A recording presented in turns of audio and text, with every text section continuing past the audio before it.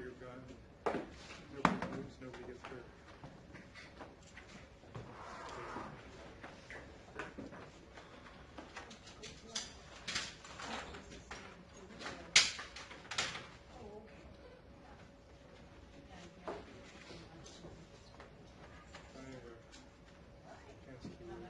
Mechanical pencil.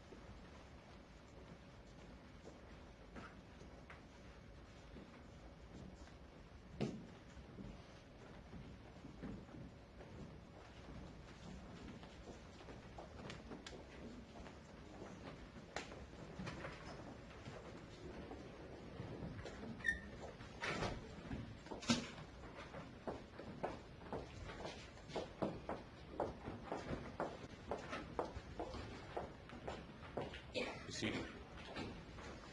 All right, next witness.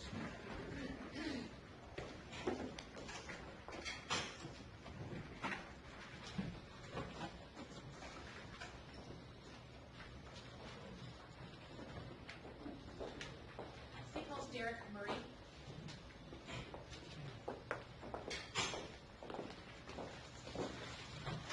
Raise your right hand, please. Do you swear or affirm your testimony in this matter will be the truth, the whole?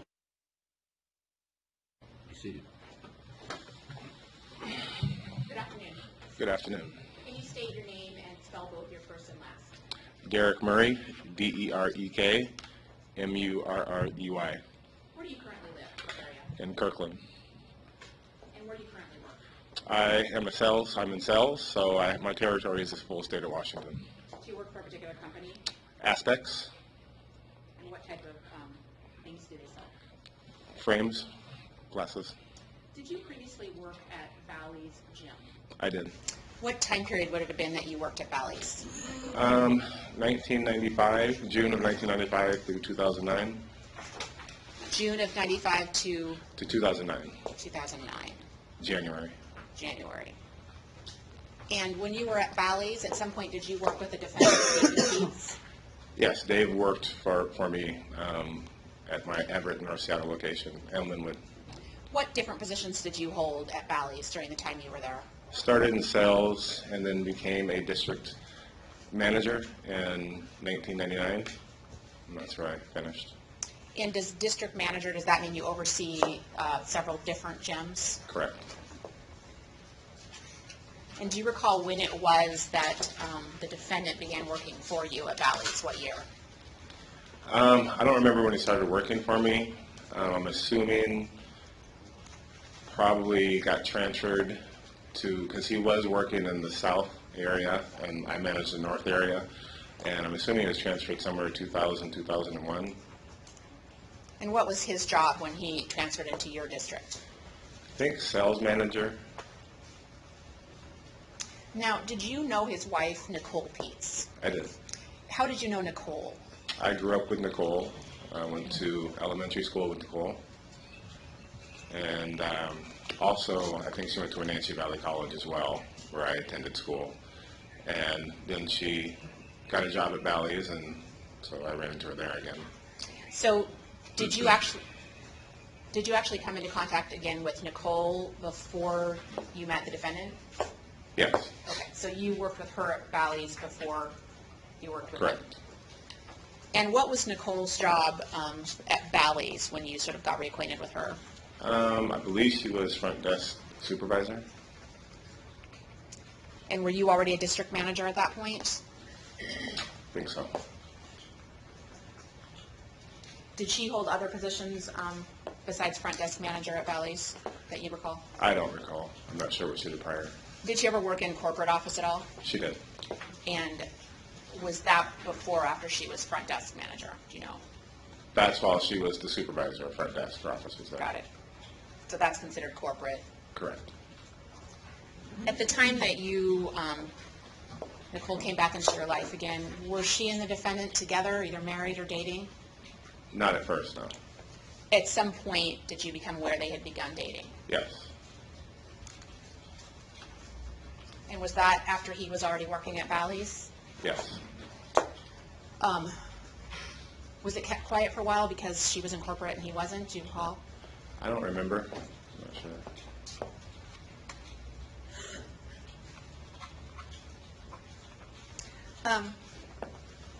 Did you know someone named Sabrina Hoffman who also worked at Valley's at some point during that time period? Yes, she was front desk at the Linwood office. And that was also under your jurisdiction? Correct. At some point when you still knew both the defendant and Nicole, did they end up getting married? Nicole and David? I mean Nicole and David, yeah, Yes. the defendant David. Yes. Would you and the defendant ever play video games together? A few times, yes. What would that take place at your house? At my house. And what was that you would play? Halo. Video game. Did the defendant ever tell you that he was telling his wife that he was playing video games at your house when he was with Sabrina? Wait, hold on. Can we start over again with that question, Your Honor? I can Wait. ask again. Yeah, it is an objection. I'm asking if the defendant ever told him something. I'm not sure what the Well, I would objection is. object that's irrelevant. I can address it further, we can do it without the jury present, but I believe I'm just asking if the defendant told him something. Not sure what the objection is. Did the defendant ever tell you that he would tell his wife, Nicole, he was at your house playing video games when he was really with Sabrina? I don't know.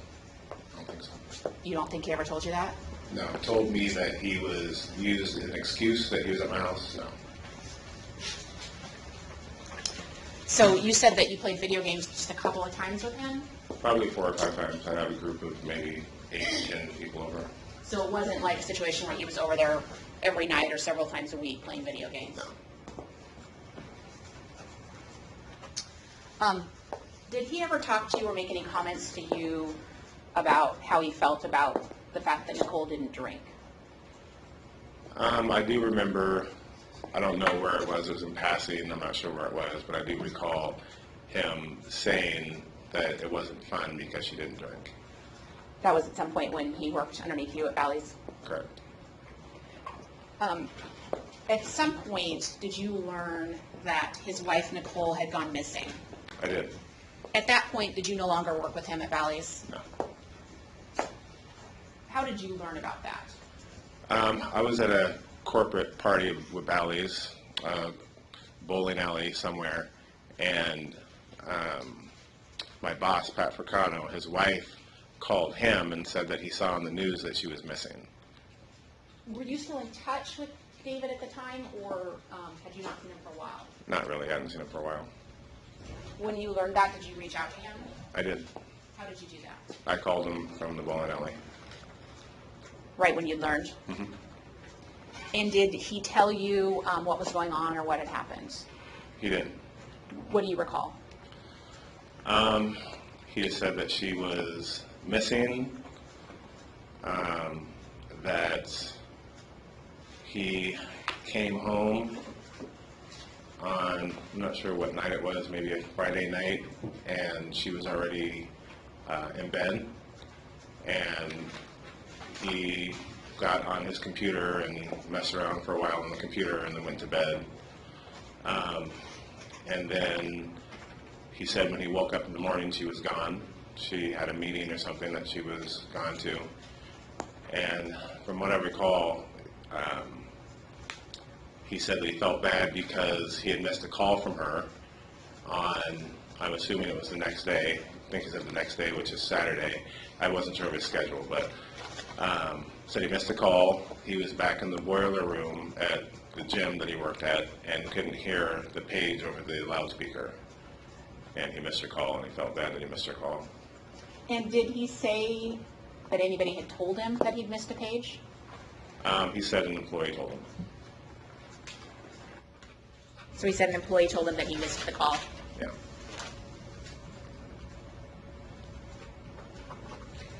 Did he give you any other details about what was going on in terms of his wife missing? Not really. I recall him, he said something about she hurt her back and that the doctors were prescribing her medication and that he was concerned with that because she had some issues with medication, and they prescribed her, I guess, Percocet, and he said the bottle was at the house but the pills were missing. Was all of this that you've just been testifying to in that one phone conversation from the bowling alley? Yeah. Did it appear to be a pretty detailed list of what had happened? Yeah. Did that strike you at all as odd, or did it seem perfectly appropriate? Your Honor, objection, asking for opinion. Describe how you felt about the level of detail, and by that I mean not your opinion, but when you say it was detailed, what do you mean by that? Your Honor, that's a compound question. I'd ask that you rephrase it. It was asked two different The ways. question is, what do you mean by detailed? Exactly. Okay, that's fine. What do you mean by detailed? Just there was a lot of information that wasn't really, I felt wasn't really Objection at necessary. this point, Your Honor, non-responsive. 'Responsive.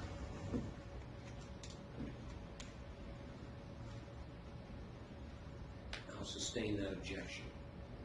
What made it seem too detailed to you? Just where he was, what he was doing back in the boiler room, just to me seemed like Your he Honor, would have just objection said. as to what it seemed to him. Sustain. Did he appear to have lots of explanations and details for Again, what? it's asking for an opinion, what it appeared to him. I would object. Lots of explanations, does not ask for an opinion. Okay. Yes. And did he offer a lot of details about everything that had gone on?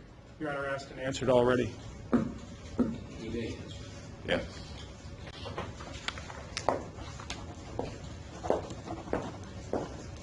Thank you, Mr. Murray. I don't have any other questions for you.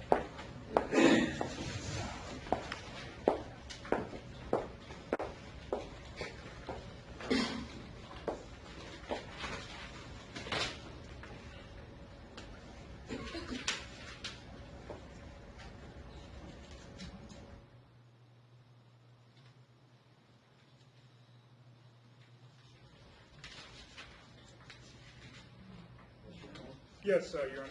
Mr. Murray, David Pietz's attorneys, we've never spoken to each other, have we? No. And you haven't spoken to anybody from the defense as far as you know in this case? No. Okay. So, just so I'm clear on this, what day was it that you found out that Miss Pietz went missing? I believe it was a Tuesday. So on Tuesday, you heard she was missing. Correct. And was it on Tuesday that you also called David Pietz? Correct. About what time was that phone call? It was at nighttime, so we were bowling probably after 9. Okay. By we were bowling, you mean you and a group of people, not David Pietz, of course. No, a work party. Okay. And that's when you had that conversation with David Pietz over the phone? Yes. And this is back in, I believe, it would be the beginning of February 2006 if it was on a Tuesday. Probably, yeah. Okay. Thank you. No further questions. Anything else you wish to say? Nothing further, Your Honor. You may step down and you're excused.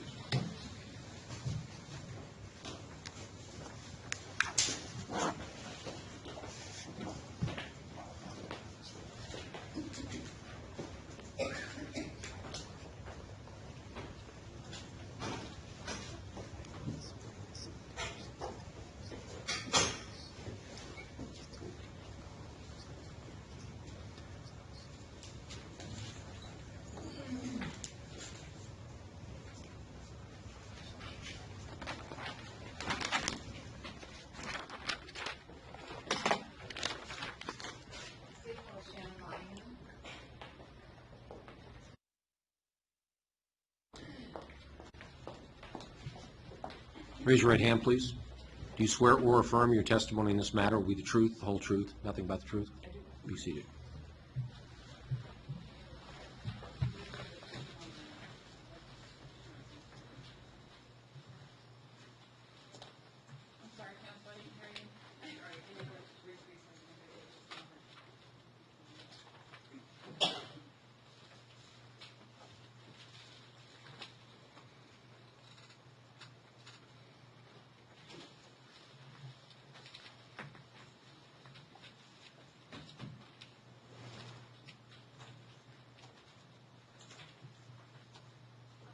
Could you tell us your name and spell your last name, please?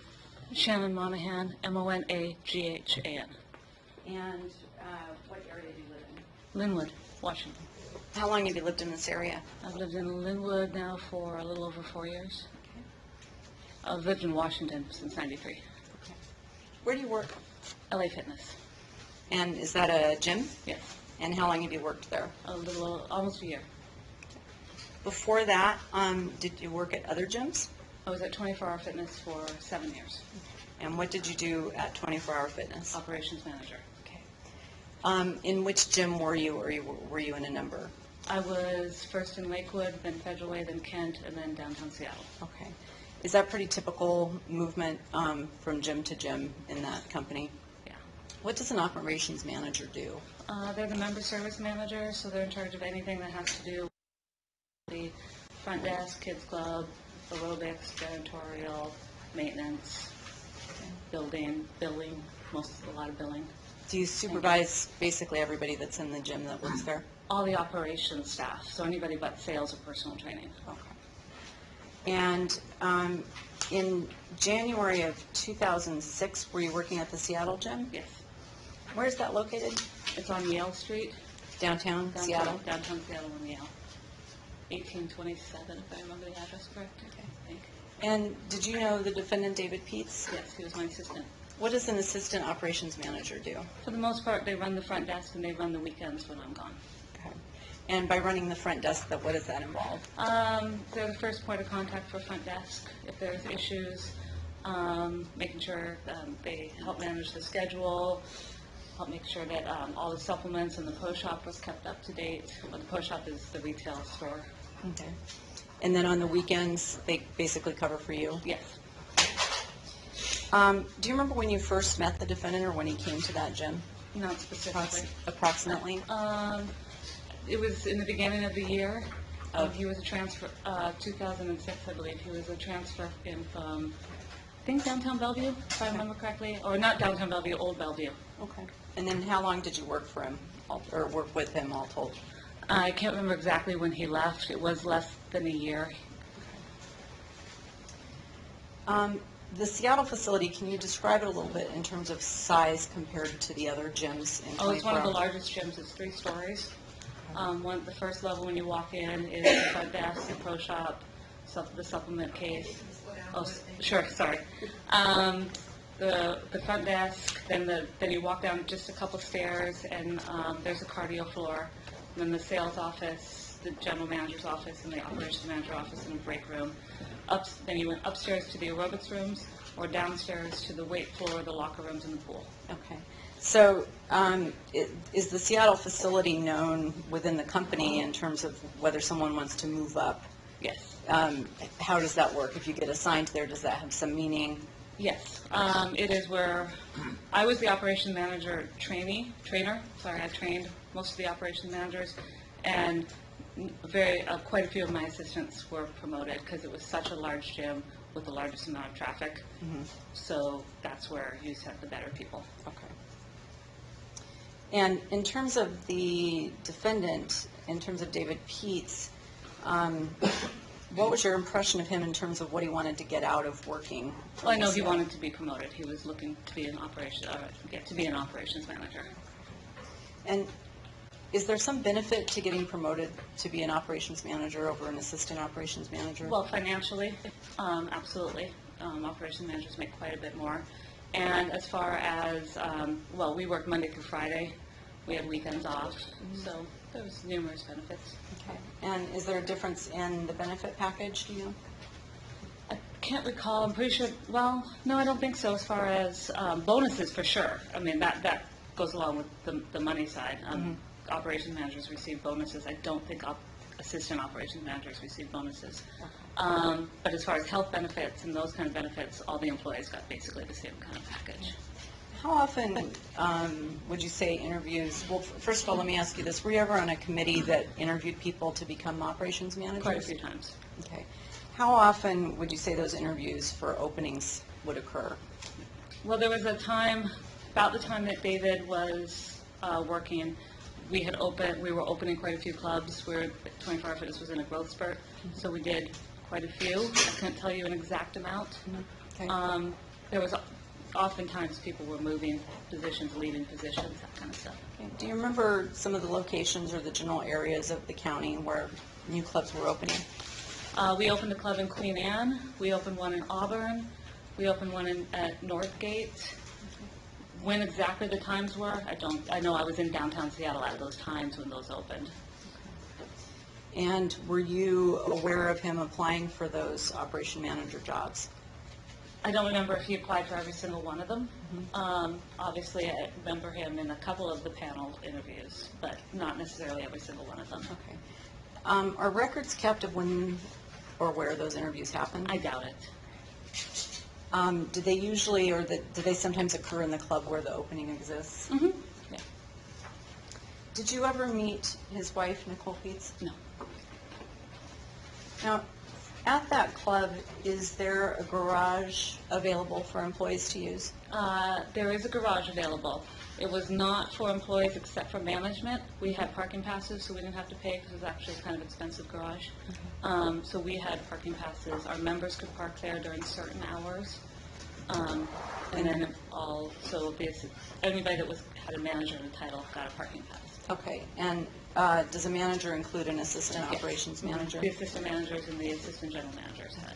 Do you know if there was any record kept of whether an employee checks in or out of the garage with his card? It would have been through the garage. I know that every time we clicked our cards, you had to click in and you had to click out, because your card wouldn't click out if you didn't click in. Okay, so you actually had a card that you used? Yeah, it was like a little metallic card.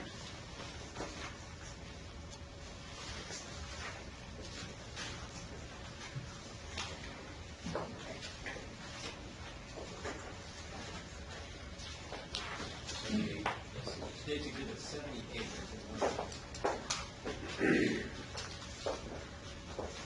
This one, I'm going to hand you what's been marked States Exhibit 78. It has a couple of still photos in it. Would you take a look at those? Tell me if you've seen them.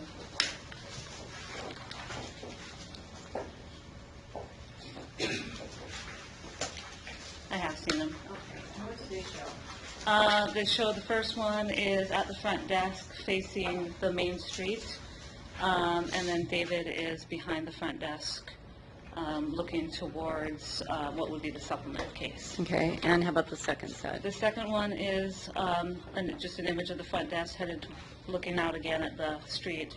And then the third camera is that door, that the pro shop is closed, and then you see the door headed towards the garage. Okay. And a little bit of the fax machine. If you're describing to us the layout of the gym, would it be helpful to use those photos for reference?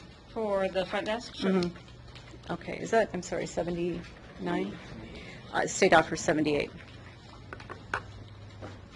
No objection? No objection.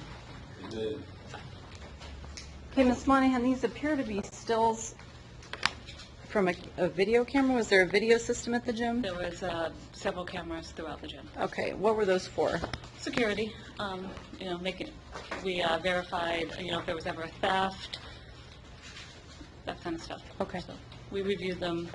Usually, we reviewed periodically. If there was a theft, we would look through them. Otherwise, we would just check and make sure that, our night people weren't asleep. Okay, I'd like to just have you tell us what these photos show so we can get an overview, and then we'll talk a little bit more about the layout. And I think we're okay without the lights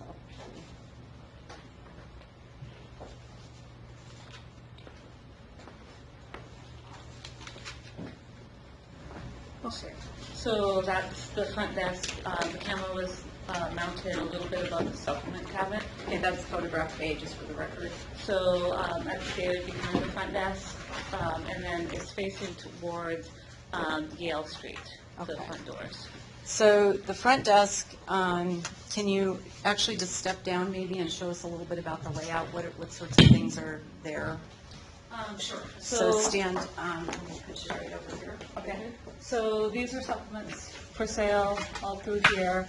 There's the fax machine. These are the two screens that we would check in members. This is obviously the main door that people would come in, although there was a door over to this side too. And then the POS machine would have been over here. What's a POS machine? Oh, sorry, the point of sale, the register, the cash register. Okay. And where were the telephones or telephone? The telephones would have been located right there, right there. Okay, so for the record, approximately on either side of where the defendant is standing? Yes. Okay, now the red shirt that he has on, is that a standard shirt that employees wear? That's the male uniform shirt. Okay. And how about what appears to be the name tag? Right, we all had to wear name tags. Okay, I'm going to flip to picture B. It's a little more difficult. Let's start with the top one. Okay, this is just another view of the front desk. There's the front doors from Yale Street, the computers, the phones, supplements, the fax machine. Okay. And then this is the door to the garage. You're pointing to the bottom picture now? So, yeah, this is the door to the garage, and then this is the pro shop that was closed at the time. And then normally if we were open, we would have supplements out this way, but we put them in the the pro shop to lock them out at night. Okay. So for context, if someone was at the front desk, how can you exit the front desk? You exited the front desk over this way. There's only one entrance. And you're pointing to the right side. Maybe there was an entrance there. No, I think it was only one. I only remember one coming in. Yeah, I'm almost positive this is the only way. It's been a few years. And if you exited out that side, then where would you land on the bottom floor? Over here. You would come around this way. If you were headed to the garage, you would go straight out that way. Otherwise, you would either go that way to the front doors or around to go back to the rest of the building. Okay. And did you, as the operations manager, have your own office? I did. And where, it's obviously not depicted on those pictures, but where would it be? Not even close. In You would relation? actually have to go out here all the way down steps, through cardio, past the stairs to the upstairs, downstairs, and then there's a sales area, all the way back to the sales area. That's where the operations manager's desk is. So on, on picture A, if you're coming out of the front desk, which direction would you walk to get to your office? You would cut in front of the camera. Okay, so you're pointing to the left. Yeah, back this way. Okay. Okay. Do you feel like you have a fairly good memory of what the layout of the club was generally on that main floor? Yes, Would you feel comfortable drawing a diagram of it? yes. Although my art skills are not good. That's okay.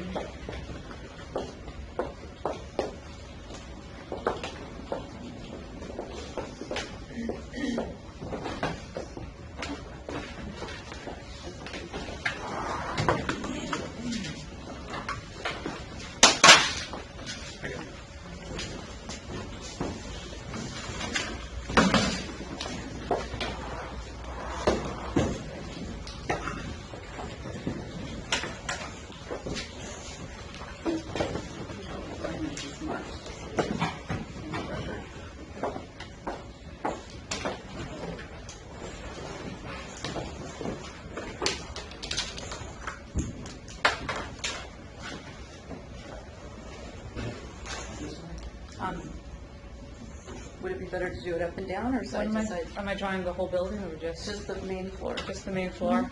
Doesn't matter, side to side is probably good. It's kind of a big floor. And I might mess up. Stacy did it 79.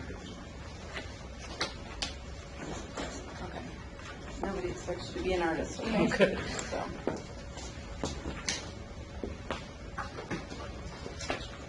We'll give you a pen, so let's make sure. We want to make sure everybody can still see this, so you kind of have to do it from the side as best you can, but you can step in front of it and then step to the side if you need to. Okay. Okay, so just do the best you Okay. can. All right. I'll go over And here. tell us what you're. All right, so since the floor is kind of laid out a little awkward, this would be the front door coming from the ale, then this would be the front door coming from the garage, then the pro shop would be over here, and then over here is a closet for where we kept our supplements.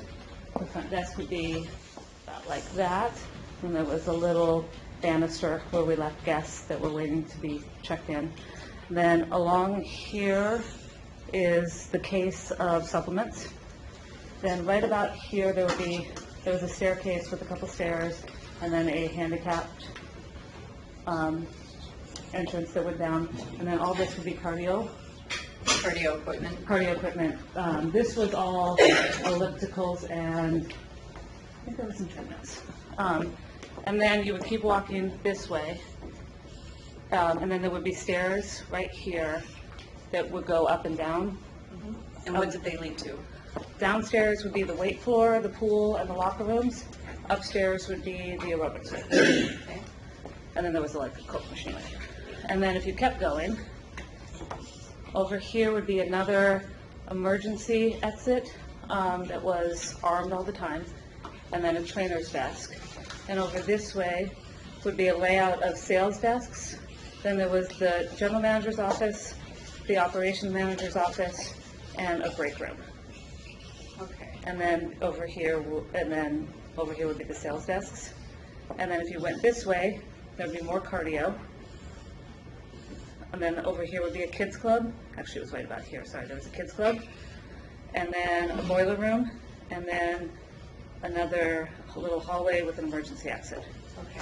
and then cardio is all the way up. Okay, we have a lot of stuff on there. Yeah, So, it was a big picture. could you write desk where the front desk was? This is the desk. Okay, and write, front door, where the front door is.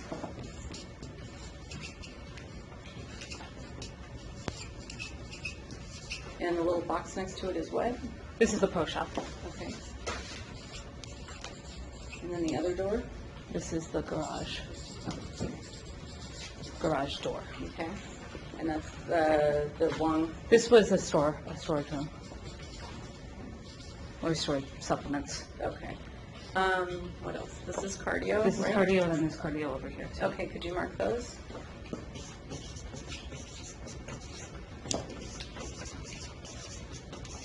Okay. And, these stairs? No, this isn't the stairs, sorry, this is the emergency exit. Oh, gotcha. This was right behind, this is the trainer's desk. Okay. I think so. Trainer's desk, emergency. Okay. And then stairs were where? The stairs were right here. Okay. And where's your office? Oh, wait a minute, sorry, the stairs were here. Okay. Okay. My office was right here. This was the GM's office. This was the break room. And then this is the, sorry, this was where the sales area.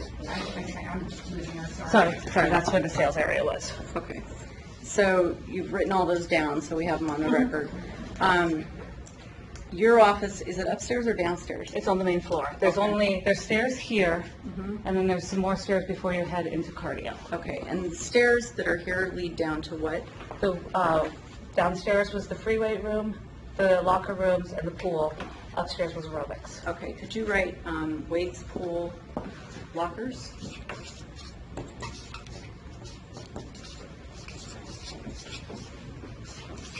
There's also tanning matters. And this, I know this was the kids area, what was Mhm. this? More cardio. More cardio, okay. This is over here too. Okay. And then which direction, oh, you've got the garage on there, okay, Mhm. already. Okay, why don't you go ahead and resume your seat. Oh, I'm sorry, just, sorry, I knew that was gonna happen. Where was the boiler room? Boiler room was right about here. Well, actually, it would be more like this here. Is that on the main floor as well? That's on the main floor. Okay. In the lower cardio area. Okay, great. Here, I'll take the pen, thank you.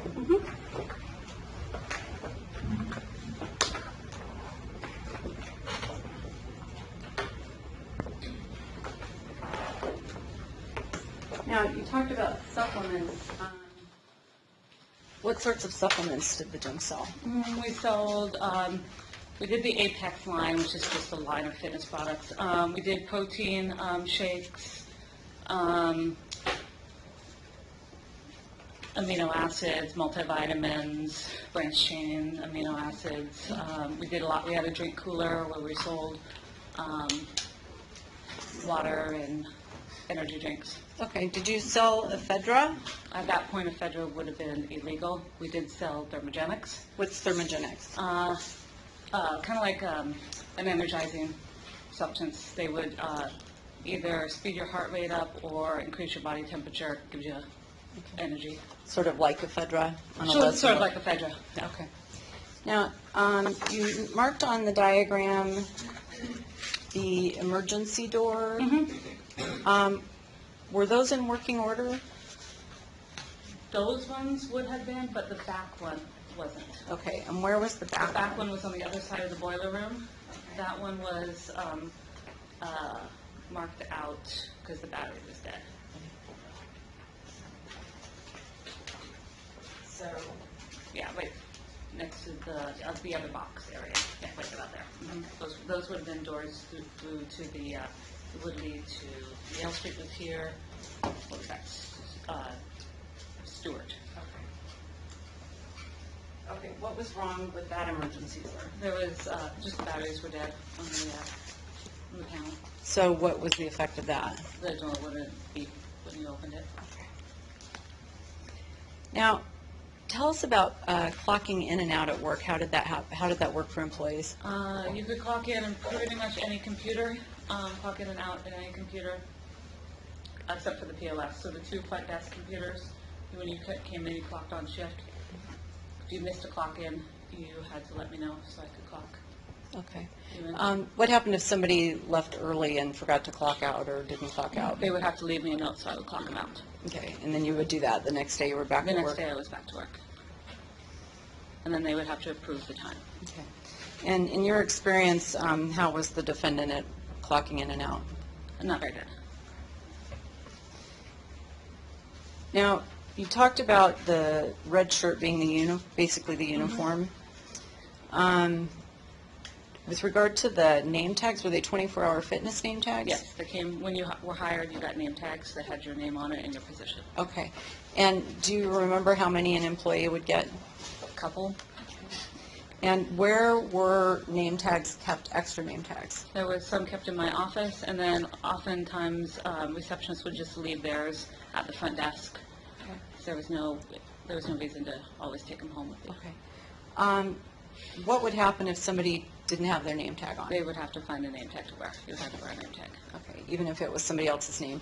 Yeah, or you can always, oftentimes we would just we'd go to my office and print out a name just on a piece of paper and tape over it, Okay. And in your office, where were the name tags kept? somewhere around my desk area. Okay. My office wasn't very big. Okay, so were they magnetized? Yeah, Was there a place that you could easily access them? Yes. When you walked in? yeah. Tell us how that worked. Where did you have them? If I remember correctly, they were on a, like a metal file drawer where we just stuck them. Okay. Now, on the weekends, when the defendant was working as the assistant ops manager, did he have access to your office? Yes. Did anybody else have access No. to your office on the weekends? Nobody had access at all to the offices except for the operations manager and the assistant operations manager.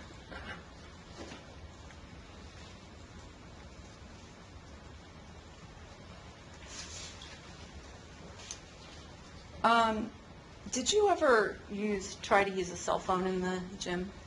Oh, I'm sure I did. Did you ever remember having any trouble calling out?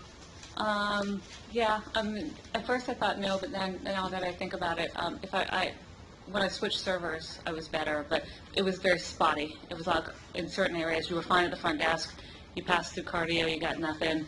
You could get it in the pool room and the boiler room, but you couldn't get it in the aerobics. It was spotty depending on providers. How about in your office?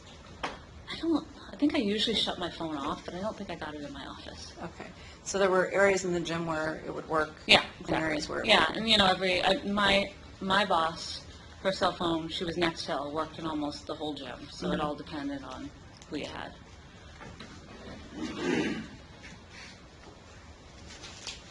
Now, do you remember, after Nicole disappeared, the defendant telling you anything about what had happened? No, I don't honestly have any real memory. I just remember giving him time off and coming back and, you know, not really, we didn't have any sit-down, heart-to-heart discussions Okay. that I remember. How would you describe your relationship with him? You know, I cannot, I didn't hear that question. How would you describe your relationship with him? just professional for the most part. We weren't, you know, we weren't friendly. We didn't do anything outside the gym. I mean, I liked him, but I can't say that we were close. We've heard testimony that Ms. Pietz disappeared at the end of January, toward the end of January. You were talking a little bit earlier about the fact that there had already been promotions interviews after the defendant arrived there. And I just want to clarify, you think that he arrived around the first part of January I think so. 2006? Mhm. And was he gone by spring? Yeah, I think so. I remember why he left, but I can't remember specific dates as far as, I mean, I remember him with Okay. the conversation when he gave me his notice, Okay, but the date of it, I don't remember. okay.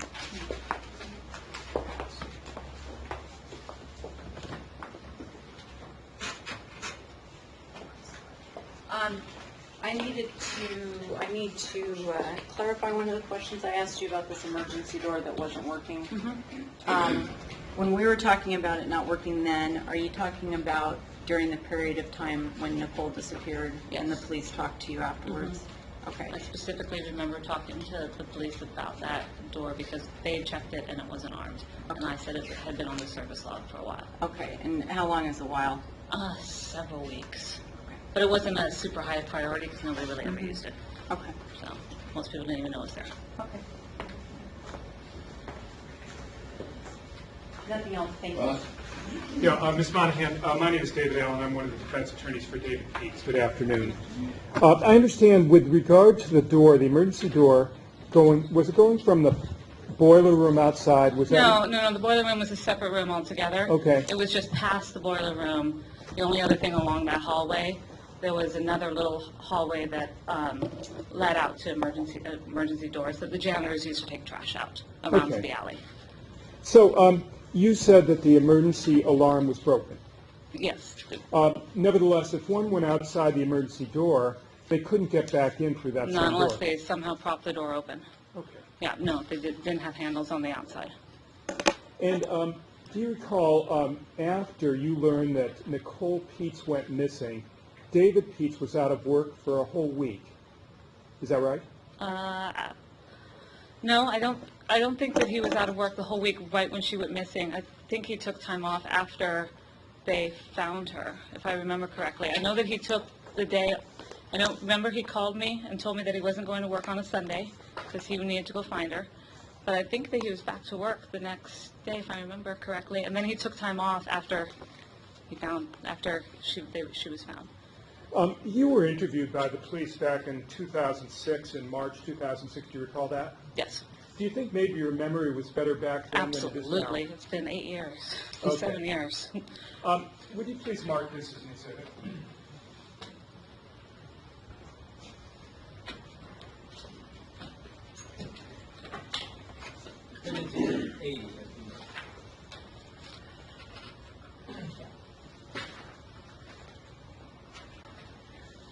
I'm going to hand you what's been marked as defense exhibit number 80. Okay.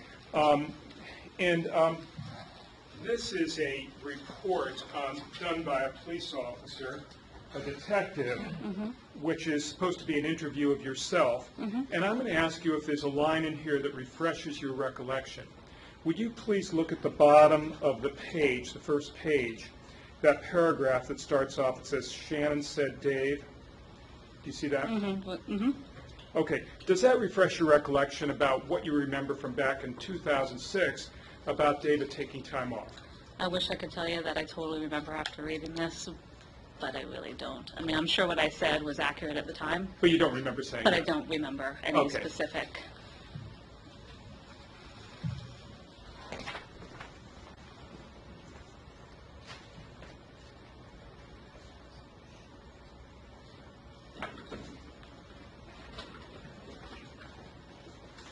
Now, in terms of name tags, you said each employee had a minimum of 2 name tags.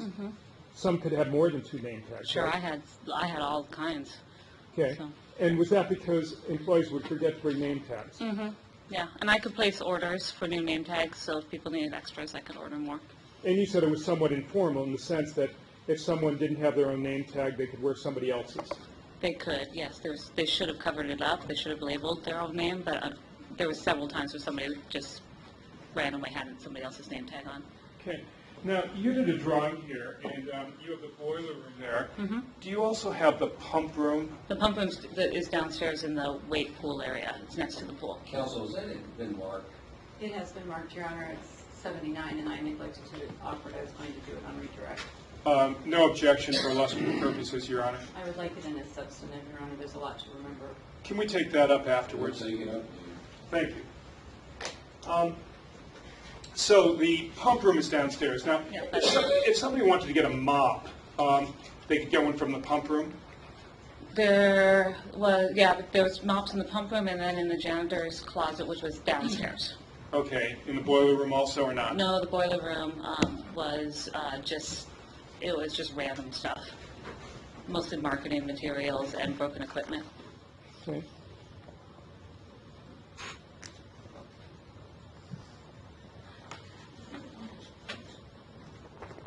You do recall Data taking time off, though? I do. After? Yeah, You have absolutely. to allow me to finish. Yeah. Okay? Oh, sorry. After Nicole's body was found. Yes, I do remember that. Okay, thank you. No further questions. Any redirect? Ms. Monahan, what did you say about the boiler room? What was it used for? We stored marketing materials like guest passes, stuff like that in there, holiday decorations and broken equipment and other equipment. So you wouldn't find a mop in the boiler room? I don't know why we would ever put one, because mops would be in the wet area, which is Okay. downstairs. So the pool area and the boiler room and the locker room are separate areas, correct? Absolutely, yeah. The pool area and the pump room that's attached to the pool are downstairs. Thank you, nothing else. Thank you. Nothing else. You may step down. Should you can be excused, counsel? Yes. Call your next witness. 78 were some photos, but not offered. 79, they didn't tell me. You didn't know it was marked. And 80 is the Monahan interview now.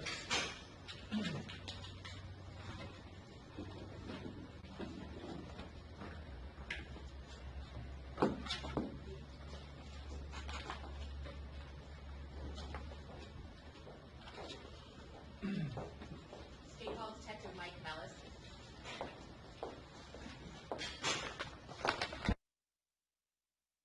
Please, do you swear or affirm your testimony in this matter will be the truth, the whole truth, and nothing but the truth? I do, Your Honor. Be seated. Good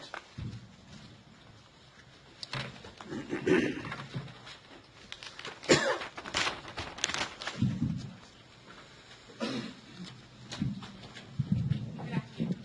Good afternoon. Can you state your name and please spell your last name? My name is Mike Mellis, M-E-L-L-I-S. What do you do for a living? I'm a detective with the King County Sheriff's Department. How long have you been with the King County Sheriff's Office? I joined in January of 1998. Did you have any law enforcement prior to King County? I did. I worked for the city of Linwood here in Washington, Snohomish County, as a police officer, patrol officer. How long was that for? I'm sorry. For 2 years prior to coming to King County, so I started my career as a law enforcement officer in '96. And what do you currently do for King County Sheriff's? I'm a detective with the Major Crimes Unit for the Sheriff's Office How long have you been in that particular unit? since July of 2006.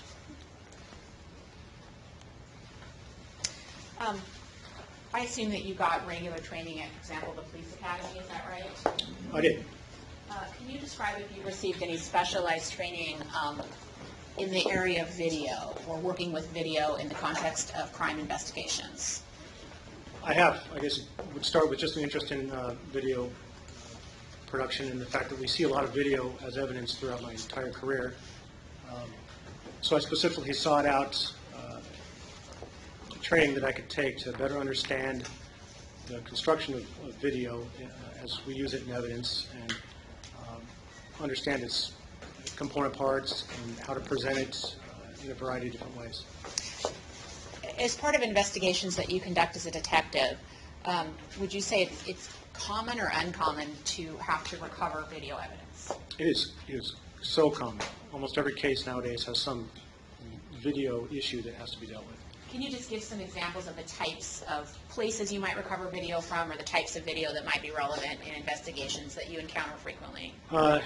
Types can be looked at as a couple different types of formats. For example, we're still getting VHS surveillance videos from stores, but that's less common, but we still find it in the evidence room for older cases, so we might have a lot of VHS. Those come from everything from personal homes that might have surveillance systems or stores, businesses, well, you really name it, city, municipalities, police-mounted car videos. Those are both VHS, but more prevalent nowadays is digital video being recorded in a digital format, commonly to a DVR, digital recording. Digital Digital video recorder? recording. Yeah. It's a box that records the video for you instead of the tape system. So you get it from a lot of different places, and does it come in all different formats? And I guess by that I mean different video systems as far as how you play it or make it work. VHS was actually easier to deal with because it was a single format. VHS, the physical format, and then the actual electronics were a MTS standard, a standard broadcast standard that every single system used if it was VHS. Digital video, on the other hand, there's as many different formats out there to play back video as there are manufacturers selling surveillance systems. Any surveillance system manufacturer can make their own player for the video, so it's actually much more difficult to try to deal with all this digital evidence that we get nowadays in the form of video. So when you recover video, is part of your job as a detective to not only be able to play it for yourself, but make it playable for a potential jury in an upcoming case? It is. We started out by calling it a research project. How are we going to make this thing play for me and then play for anybody else who needs to see the video? So going back to sort of training and experience, have you had training on how to work with different video systems or a lot of on-the-job experience working with different video systems? It's a combination of both. My formal training has been mostly through an organization called LEVA. It's called Law Enforcement and Emergency Services Video Association, shortened to LEVA, LEVA. They offer really a worldwide classroom and training environment in Indianapolis is where their training room is. And they offer various levels of training, and they're basically called LEVA 1, 2, and 3. And then other courses about comparing objects in video. And I've taken LEVA 1, 2, and 3. Each of these courses are a 40-hour course. And I've taken a comparison course, another 40-hour course where you compare objects within a video frame to known objects or unknown objects. And I've also taken additional classes from private trainers on the topic. It interests me greatly, and I use it virtually weekly, sometimes daily at work. And so obviously the training you received, you had to utilize in your investigations. I do. I want to direct your attention now to this particular case, the Nicole Pietz case. Yes. Were you asked at one point to review and work with video received in this case from 24-Hour Fitness, the gym? Yes. And what form was that video in? When I got it from the evidence room, it was in disc format, so it was a digital format on a CD or DVD. They were digital files. And so we're not talking about VHS. That's correct. And were there multiple different days worth of videos? Can you describe what was received? What I received were videos broken up into a few files. There was a single common player that would play this particular company's surveillance video files. They were broken up into several files. For date-wise, they were broken up into January 27th, 2006, which is a Friday, and January 28th, 2006, which was a Saturday. And was it continuous video over those days? No. In other words, starting at 9 in the morning and ending at whatever time at night? No. Somebody had designated a start time and an end time for each of those days, so those were the files that I had. So you received certain segments from those days I did. I believe that's all we received, were just those segments. as digital files. Yes. And did you work or convert some of those files you received into a format that can be shown in court here? I did ultimately convert them to a format that would be easily shown here in court. The original player worked just fine. It showed it clearly, but it was difficult, I found it at least difficult, to play the segments in a easily manipulated forward, reverse, freeze frame in the original player. So I did convert them to a format that I found would be easier just to show in court. And why don't you explain what that is, what you did? Well, my goal was to, first and foremost, I don't want to lose any information that's on the video to begin with. So my goal is to capture every single frame that was originally in the file and that you could originally see in the proprietary player that came with the system. So when I capture, or when I bring that up on the screen when I'm working at my desk area, I use a capture program that's designed to capture, or I can set the rate that it'll capture the video on my screen at a rate of at least 2 times as fast as the given playback speed. So for example, if the playback speed is 10 frames a second, which is pretty common for surveillance video, I would try to capture 20 frames a second. So I'm making sure I'm not missing any frames, and then I'll end up with a lot of duplicate frames, but then the system gets rid of the duplicates, and we're left with individual files of each individual frame that is in the video that I was trying to capture. So let me ask you, go back for a moment, and let's just focus on this particular video that you received from 24 Hour Fitness. Yes. Generally. When you receive different video, does it always show every single second of time, or are some video systems motion activated or only show every few seconds? Is there different types of video? There is. I guess I'll start by just a general explanation of the type of video that you see from your camcorder or your phone camera is generally going to be 30 frames a second. That's what we're used to seeing. That's what most video is that you get from a video camera.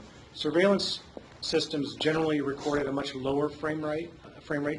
They may be able to record at 30 frames a second, which is nice, smooth video. But sometimes they have the capability of recording as low of a frame rate as the user sees fit. For example, 1 frame every minute, or 1 frame every second, or 10 frames a second.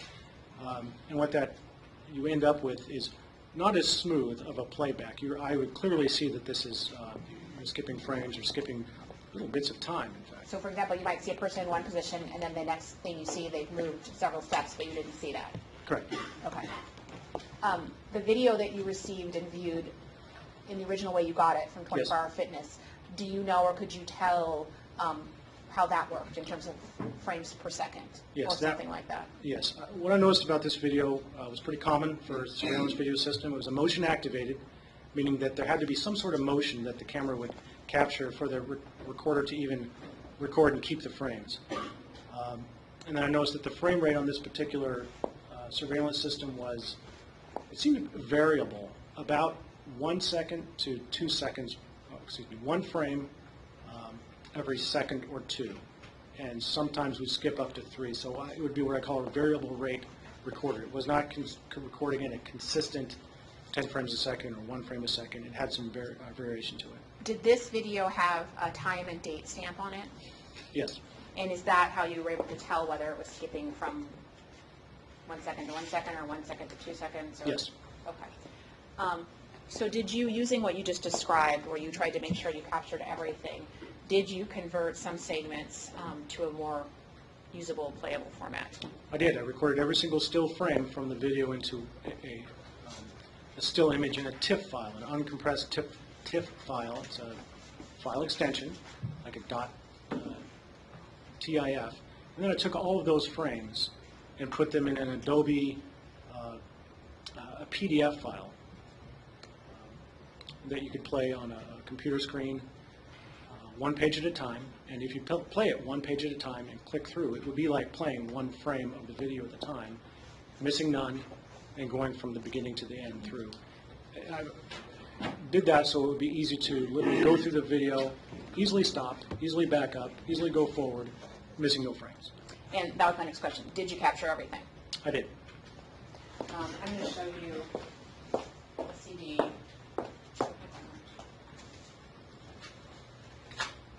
Stacy did it 81.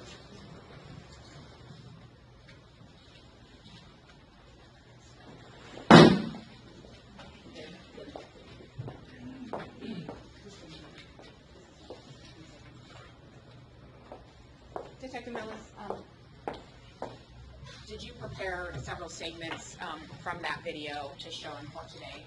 I did. And did you prepare them the way we just discussed? I did. And are those contained on exhibit, whatever I just handed you, what number is that? 81. They're labeled that way. I'm assuming this is one of the copies we provided. So does that show the segments that you copied, you believe? Yes. I would offer 81, Your Honor. Submitted. Would you like to take a break and we'll put this up? Because it's going Why to don't take a we do little that? bit. I'll give you some, they don't have to watch your second question. Thank you. Check out the recess.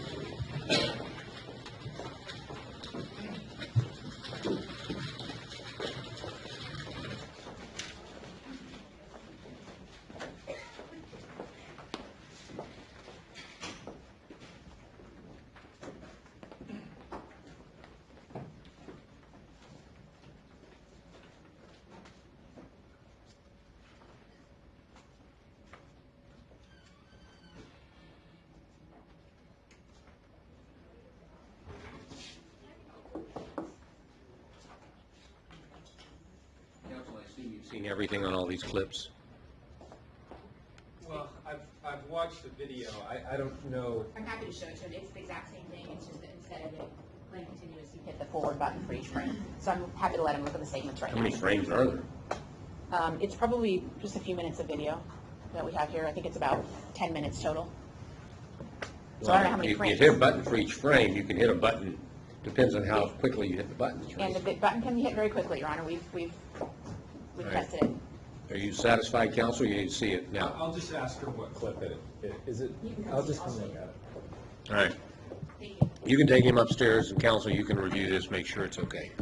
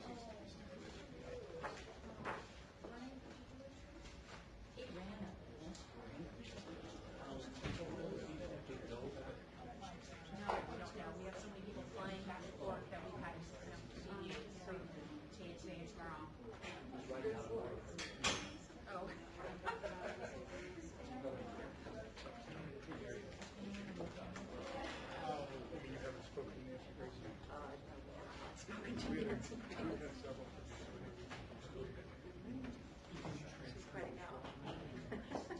As minimized as they come. I can't imagine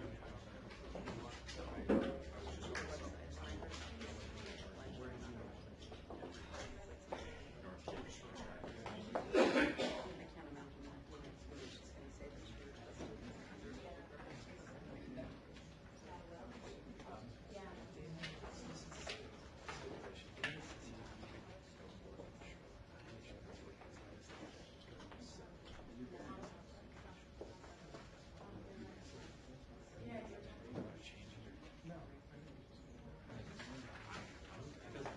Let me just read it.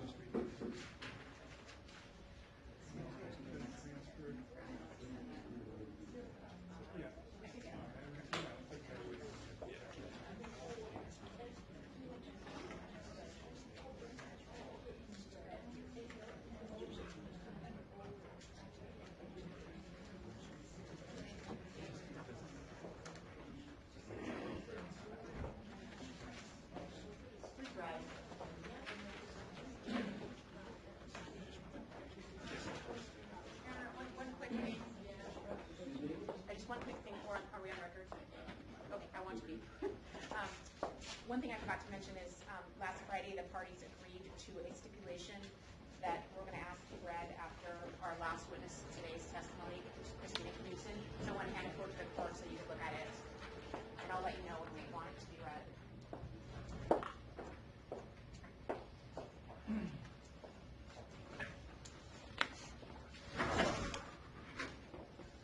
We've signed the stipulation.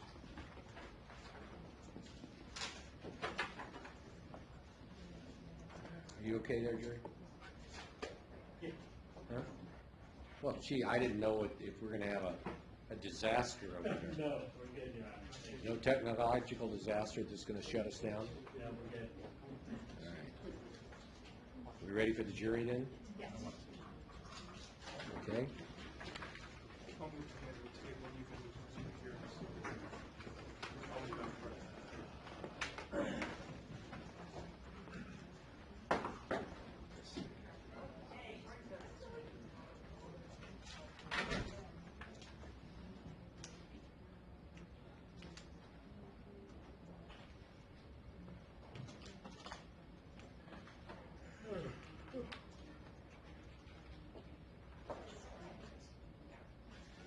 Oh, God, I wish that would happen with mine.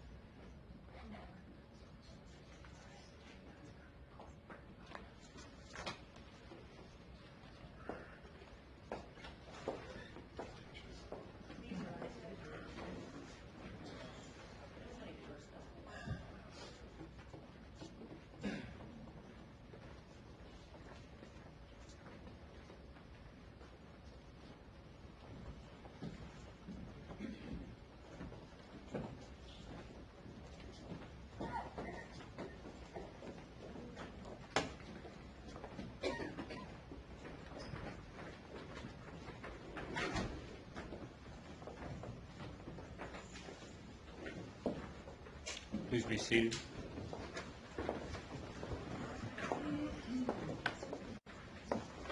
Detective Miller, before we show the video, I want to ask a few more questions. You had mentioned earlier that there is a date and time stamp on the video, is that right? There is. And were you able in any way to ascertain how accurate that might be to real time? I had a particular file, a record file that I could compare times to. And are you referring to, what kind of records are you talking about? There would have been garage access card swiping times that were recorded in the garage adjacent to this business. Is that the garage that 24-hour fitness managers used Yes, and that the defendant used? yes. Did you also have records from 24-hour fitness that showed times the defendant clocked in and out, took lunch for the month of January 2006? We did. Did you use those records to try to figure out how accurate the timestamp is on the 24-hour fitness video? I did. I actually tried to compare all three to obtain a general accurate time. Can you give an example of how it would be that you could use garage records and timestamp records for 24-hour fitness and to figure out whether this is accurate? Well, I've been to 24-hour fitness, so I knew the layout of the garage and the building itself.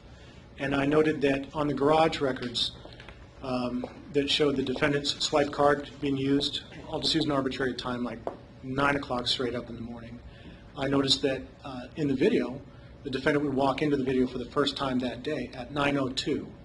And then again... And let me just stop you. When you say 9:02, are you talking about the 9:02 time that shows on the video? Yes, thanks for clarifying that. So the 9:02 video showed 2 minutes later. I also noted a time on the video where the defendant left through that exit towards the garage, and then an hour or so would return through that garage, and there was clearly he had used his access card to swipe in and out of the garage. And I noticed that, again, when he swiped back in through the garage, he would show up in the video like he's coming back approximately 2 minutes later. And have you been to this 24-hour fitness location? I have. And have you either walked or scoped out the distance from what would be the garage cutting into the building?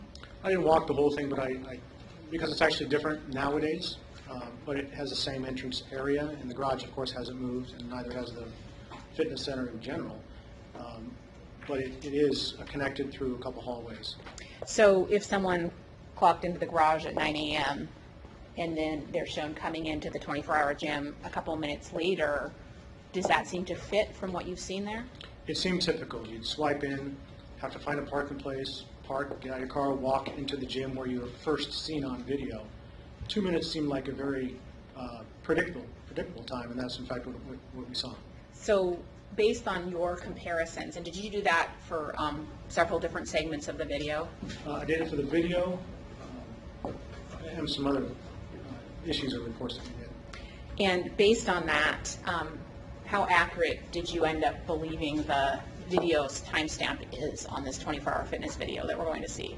You know, I would say that there was no way to narrow it down beyond about 2 minutes. I think 2 minutes on either side is a fair estimate. And when you say 2 minutes on either side, you mean from, I guess, real life time, what time it really is? There were several sources of video, several sources of time that we were using besides just things from 24-hour fitness. Phone records for one thing. So all these things were being compared to try to get us an estimate of how accurate this 24-hour fitness video was. And 2 minutes was really the closest estimate, a reasonable estimate. Now, there's been some testimony already today about cell phone records. Would you have any way of knowing whether the clock on this video or the clock on the garage are identical to the time that's going to show up on cell phone records that are involved in this case? Well, I could monitor phone calls that might be captured on the video compared to what we know from cell records or the business records there. And we could do some comparisons there. And in fact, I did notice one in particular,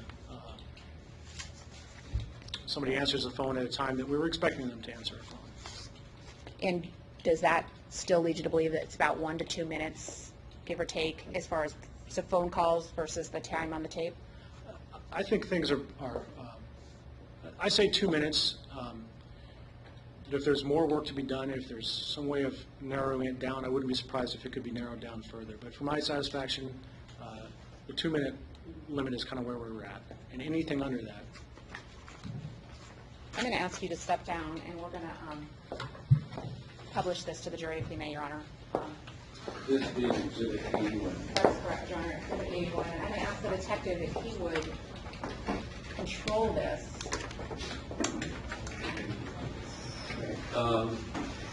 Lights?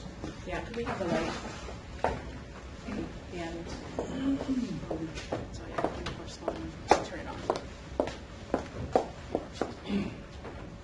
And Detective, when you first turn it on, just keep it paused, and I'm going to ask you a few questions, and you can look at the big screen if you want. So what are we seeing here? What we're seeing here is a screen capture of the proprietary video player. So we're not actually playing the video player, we're playing, in essence, a picture of the video player. And what we'll see here is camera 1 on the upper left quadrant of this screen, which shows an overwatch view of the front desk and the front door area of the 24-hour fitness at 1827 Yale in Seattle. As the video progresses, you'll note that another video image comes down directly below it at an area called Common Entry, and that will be the hallway. It covers several things, but what I was looking at was the hallway that goes back to the garage area, and it also captures a little slice of the front desk area, so there's a little bit of overlap between these two cameras. Before we start, I just want to do a little more orientation. So the doors that we're seeing in the top there, are those the doors to the main street, Yale Avenue? Yes, essentially these doors are facing due north, or very close to due north. There was a diagram done by a previous witness, State's Exhibit 79. Just have you look at this for a second. You want to step in front of me so you can see it.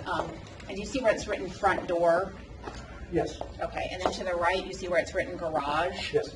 Can you show us, while I'm holding this up, can you show on the actual video, can you orient the jury to that on this video? Okay, you can see the front door as drawn here. The front door on the video is right where I'm pointing, which would be center top of the screen. You can see the door frame, so that would be the front door. And then she said that there's a way to walk to the garage. Can you point where that would be on this? Well, you can't, but not on this front desk view, although I do know that it's... What direction would it be, even though we can't see it here? It would be to the viewer's right. So from the viewer's point of view, it's off to the right. And do you know what direction, from having been there, you would go if you were trying to go back to the offices and cardio area? I do. You would, from the viewer screen here, you would go to the viewer's... you could do it either way, to the left or down and then to the left. All right. Okay, why don't we keep going? First of all, why don't you tell the jury what date and time is reflected on this at this point? Date, time, and stamp here is Friday, January 27, 2006 at 11:09 and 7 seconds p.m. And this segment, what are we going to see on this segment, just generally, if you can give a general description? What I expect to see here is the defendant's basically last few minutes of work on Friday evening. Of January 27th? Correct. And how do you know it's the last few minutes? Is that based on the timestamp records you talked about earlier? It's based on the clock out time and a review of the case file that I knew earlier. I understood that the defendant had left here and shown up at a store at some point later on. Okay. So I knew that he was leaving around this time frame, so we captured his last few minutes of work. Why don't you go ahead and play it or push the buttons? Now, what are we seeing here? We're seeing the defendant in the red 24-hour fitness shirts, like a uniform shirt. And these frames are literally, in fact, this particular frame is literally his last time he shows up on any of the surveillance systems at 24 hours, the night of the 27th. Let me have you go back. I want to ask you a few things about what he's wearing. If you would go back a few frames to when he first shows up. I'm still going back. Okay, yeah. Okay. Can you go kind of slow as he comes into the frame here, and then I'm going to tell you to pause it. So I'm forward now. Okay. And is that him in the red shirt? It is. And were you able to tell, can you pause it? Yes. Does it appear he's wearing a name tag? He appears to be wearing something consistent with the name tags I've seen issued by 24-hour fitness. Now, go ahead and go forward to when you see him exit.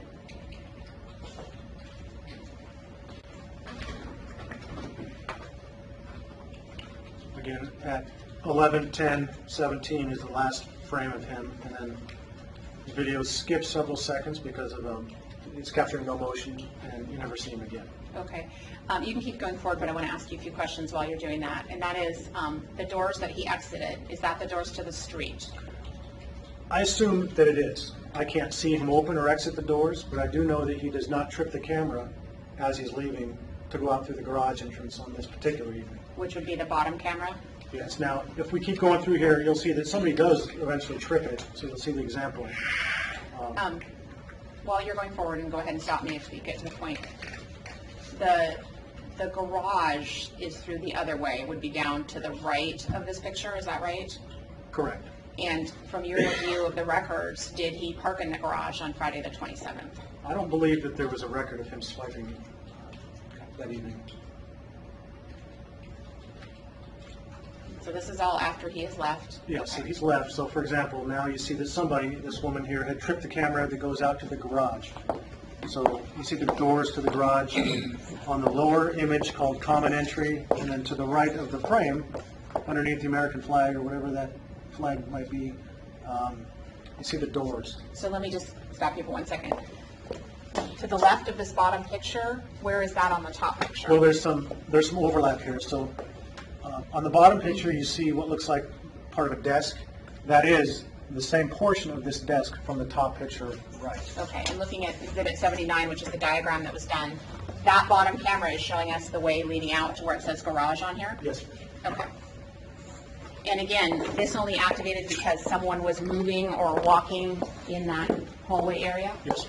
Okay, go ahead and keep going to the end of this segment if you will.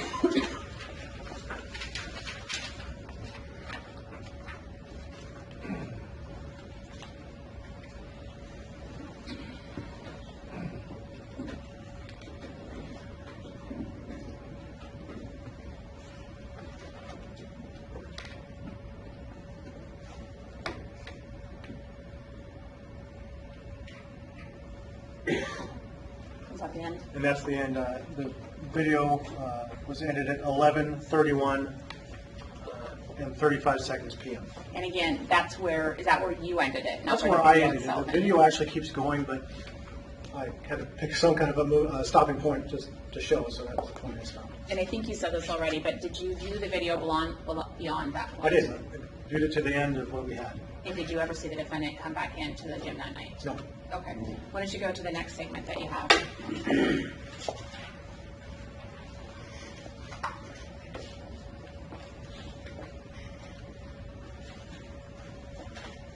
Okay.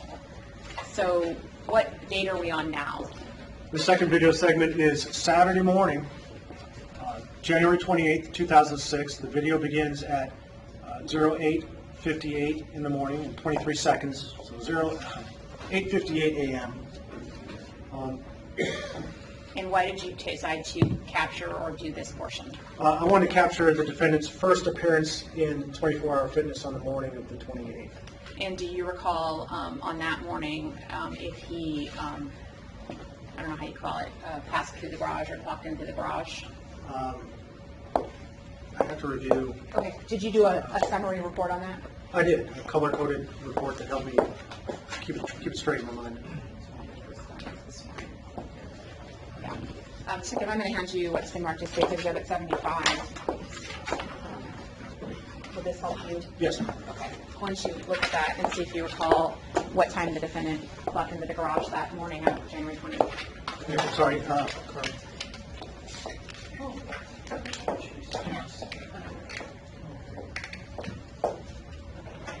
I'm sorry.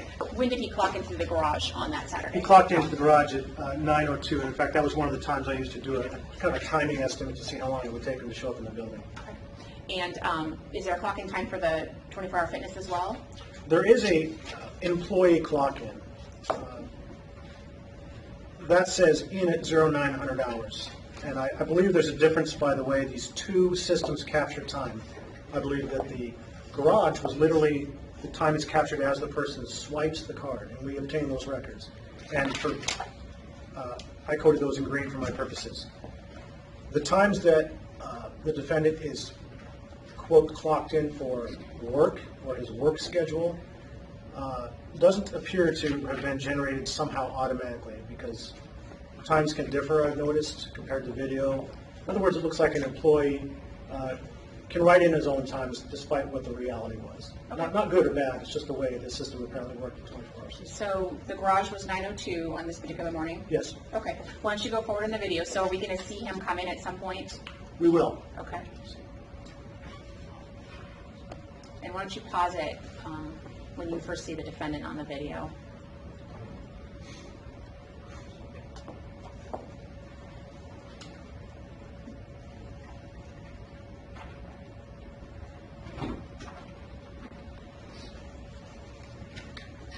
And again, is the bottom camera triggering as those two individuals walked across? It did. And I should ask you, Detective, from viewing this video, have you viewed it more than one time, I'm assuming? I've viewed it many times. Have you been able to tell from looking at it where it appears there might be a phone in this front desk area? I have, yes. Can you stop for a moment and just show where you believe a phone is that you've seen? I know that there's a telephone, so for reference, I'm looking at the upper frame, the desk, the front desk frame. There are two computer screens visible. The computer screen to the right of the frame, and then if you look just adjacent to the left side of that computer frame, that computer screen, you'll see a dark object, and it doesn't look like a phone here as we look at it now, but as you look through the video, you can see people manipulating it. You can see a cord being dangled, so you can just tell it's a phone. Okay. Go ahead and keep coming forward if you would. So at 09:04 and 5 seconds a.m. on video time, this individual comes from the garage into the building. That's the defendant. I don't see his face, but I've viewed this video enough to compare him to other employees, and I know that's the first time the defendant shows up in the building that morning. Does he show up in a few seconds or a few minutes later in the top camera as well? He does. You'll see some motion that he makes. It doesn't appear that he spends any time at the front desk immediately upon his entry, but he does go back to it. And right here, does there appear to be a name tag on that shirt? No. Okay, keep going if you would. Now, could you tell what direction he went? I can, because briefly he does show up, and I'll reverse 1, 2 frames, and I'll go forward again. 1, 2 frames, and in space and time you can tell that that's the person that just moved. And now you see him at the front desk. Video, just his head only, and again you can't see his face, but as you go through here. And then what happens?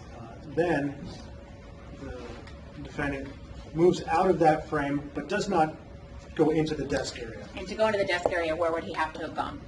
Well, he would have either entered through this entryway down here, which is also depicted up here on the top frame, or he could have gone around the more northwest portion of the desk setup and entered through an opening here. So, since he didn't show up in that front desk area frame, looking again at the diagram, Yes. Exhibit 79, what direction would he have headed then? Generally speaking, the defendant walked in this way from the garage, and then Your Honor, I'm sorry, Mr. Pietz can't see this at all, so could we You might both move back a little bit, turn the lights on. Why don't I just do it right here for right now? That would be appreciated. All right.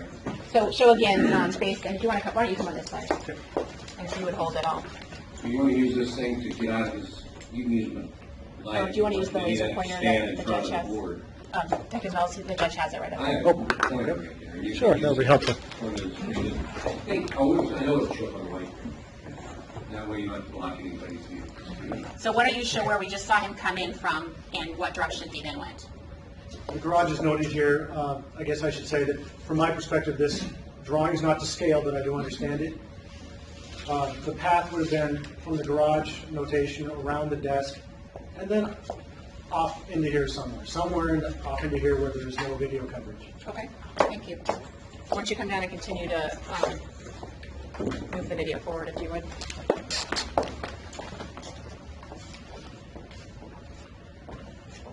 So a couple minutes will go by, or several minutes, I don't remember the exact time frame, but I'll go through here until I see the defendant's next appearance in video.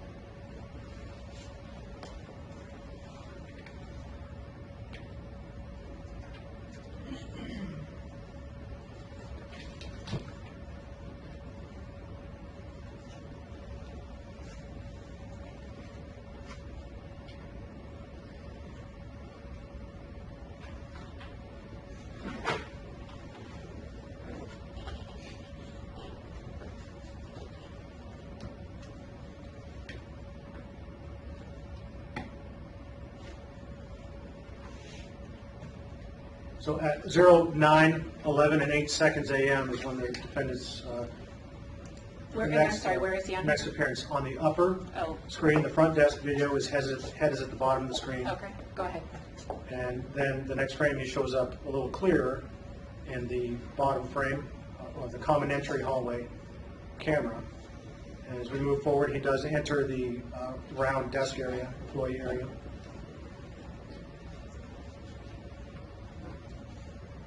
And can you tell, is he appear to be wearing a name tag at this time? No, I've frozen the frame at 09:11:34 seconds a.m. and the defendant's at the top screen to the left. And I don't see anything consistent with the 24-hour fitness name tag on the front of his shirt at this time. And I've continued marking the video or recording the video in this format.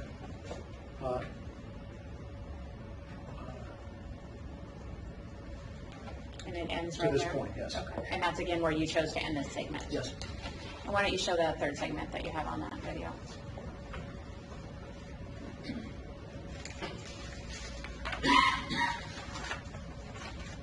And can you tell us the date and time we're at on this third segment? I am. This is Saturday, January 28th, 2006. The video begins at a frame of 11:44 and 58 seconds a.m. So essentially almost 11:45 a.m. And did you, why did you capture this particular segment? I started here because I wanted to make sure we had a clear, or as clear as possible, a picture of the defendant's face.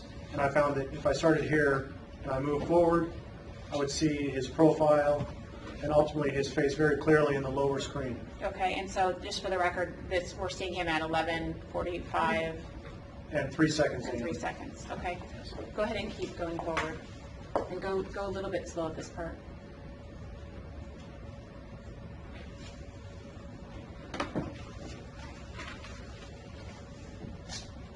So he's just outside the front desk right there in the bottom picture, right? He does. It appears he's working with, talking with a customer or a member or something. And does he still not have a name tag from what you could tell? I don't see anything consistent with the 24-hour fitness Okay. name tag. Keep going forward, don't go too fast. And Detective, as part of the investigation, did you become familiar with a phone call placed on the 28th at 11:50 a.m. that was significant in this investigation? I was. Okay. Is that another reason that you pulled out this segment to show? I wanted to do comparisons from the records that we ultimately see from the phone company versus what I physically see the defendant doing it at about the same time frame.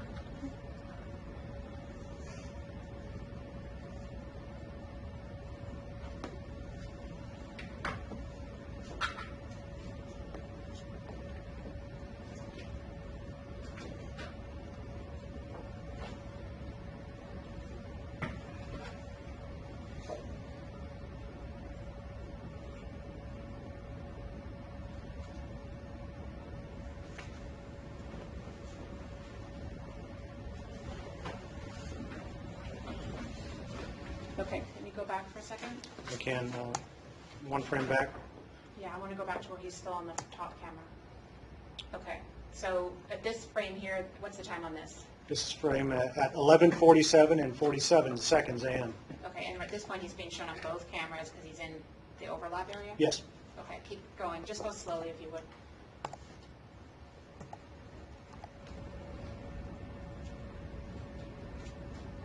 So then he comes back into the front desk area? Yes. Okay.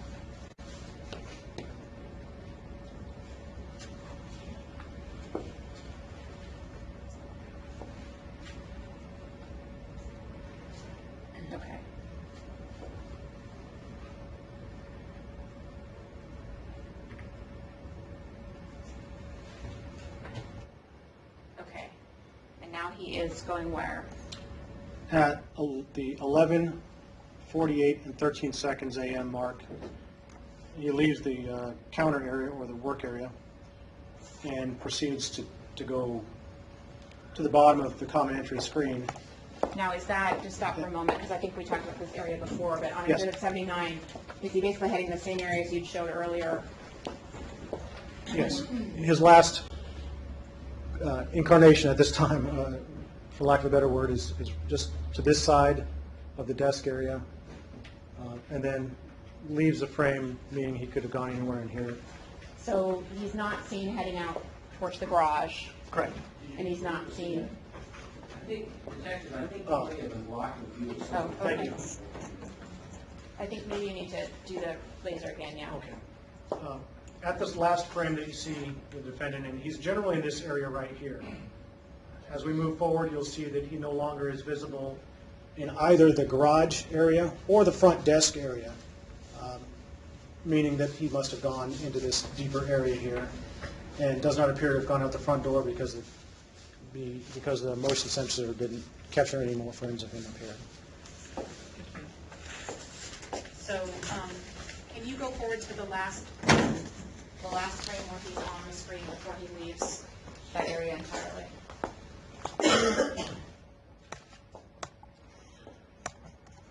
So I've gone forward just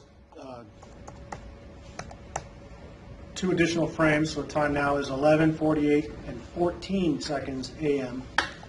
And if I go 1 more frame forward, 2 more frames forward, he's no longer there, Okay, and we continue to go forward.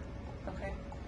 Now, I want to ask you some questions about this. Have you, this next portion of the video, have you attempted to watch this closely to determine whether any phones get answered in the front desk area during these next few minutes? Yes. And do you see a phone or phones getting answered at all in the next few minutes? I see the behavior of a female employee in this area. She's dressed in a white top right now. Her body shows me motions or behaviors consistent with answering a phone, maybe holding a phone in the crook of her neck. So I want to actually specifically try to come to the points where you think the phone is off the hook. Now, can you use your laser pointer to show us again where the phone is that's closest to the right side of the screen? I don't know if it will show up on the screen. Should. If not, you can point to it again. But I'll point to the upper frame of video called front desk. And right now there's an employee standing just in front of the computer screen. To the left, as the viewer sees it, to the left of the computer screen is a black area that I believe is a phone. And in fact, specifically, when I'm looking at video, I look for the reflections of light. If I can't tell what something is or if it moves, I might want to see if there's reflections. On this black area, there is a reflection that shows up as just a lighter dot on the top of the black box. I believe that's the handset of the phone based on the motions that she does with the object. It looks like she's answering the phone is what I'm getting at. So can you go forward to where you think the phone's actually off the hook, meaning that it's been answered? Yes.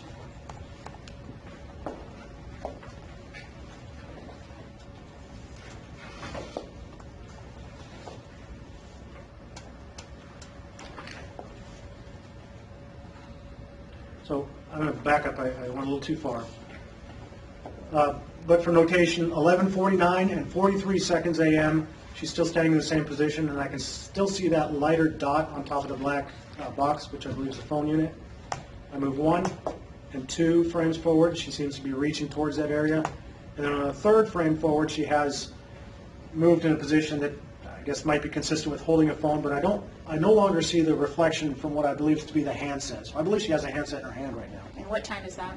11:49 and 47 seconds a.m. And can you just go slowly until stop when you believe the handset's back on, it's back on the phone? I know she's canting her head like she might be cradling a phone. That's my interpretation, at least. And at 11:50 and 2 seconds a.m., the reflection seems to be back on the black box. I believe the handset's back in position. And I want to have you go back for a few frames again to ask if you can tell whether there's someone who's walked up to the front desk at all during this segment. I'll back up 1, 2, 3, so I backed up 3 frames, 11:49 and 58 seconds a.m., and appears to be still on the phone. There's a person coming in the front door area. Looks like the person's walking towards the employee. 1, 2, 3 frames forward, still people walking towards her, but it looks like the phone is back down now. Okay. Keep going and tell me if you see the phone picked up again. I do. At 11:50 and 08 seconds a.m., she seems to make a motion again towards the phone.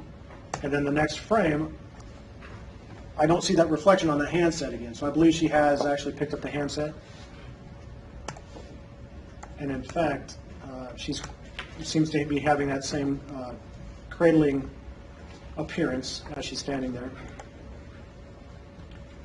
There's customers there. Tell me And when just- the phone is back hung up.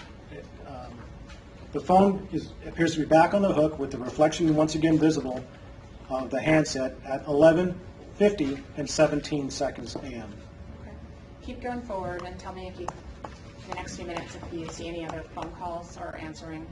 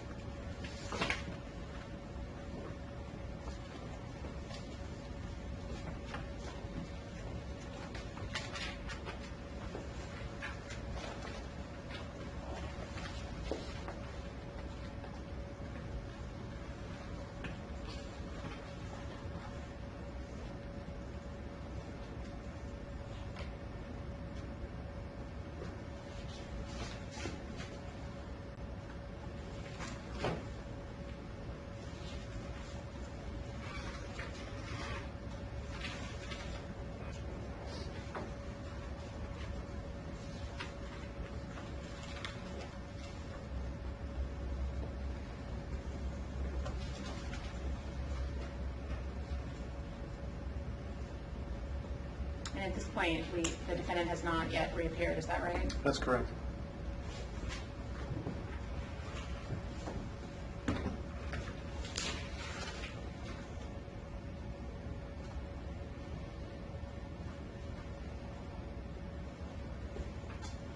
So we are now at 11:55 something.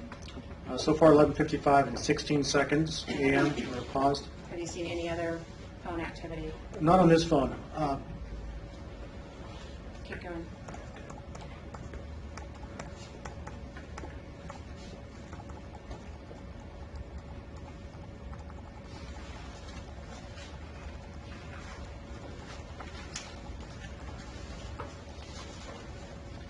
And if you could next pause it when we next see the defendant.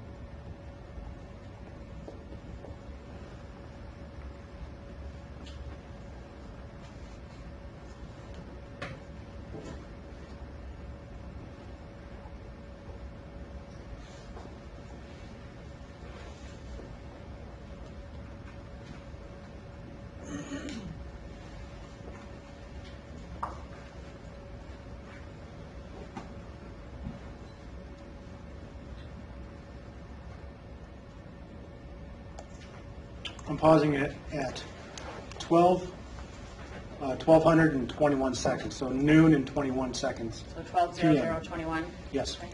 And is the defendant on the screen? I see the defendant on the upper screen, front desk camera to the left, approaching from somewhere out of the screen, either to the bottom or to the left, and then Yeah. approaching the desk area. Now, had he come from the bottom camera where the garage area is? No. Okay, so again, he would have been coming from somewhere in the area that you designated earlier, over in this area, the cardio Yes, direction? so more central towards the, I don't know how, I guess she's marked it cardio offices area, somewhere in the central part of the gym. All right, I'm going to keep going forward slowly.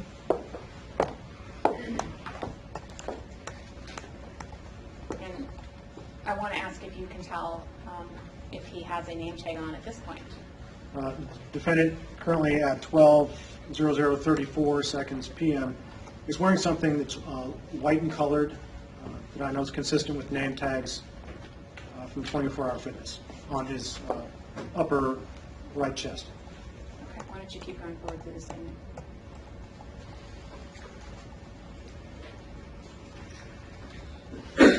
And to your recollection, does he stay in this front desk area for the rest of this segment? He does. I run the segment through until he comes down and we see him again in the lower camera just to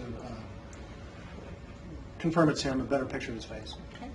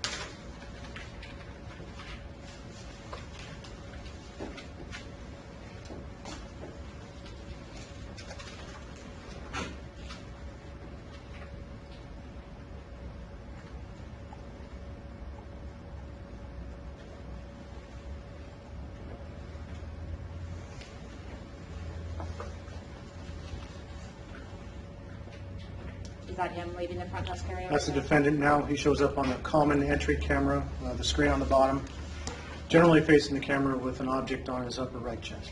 Okay. Is that the end or is it keep going? I believe that was it. Okay, thank you. For the You can segment. resume.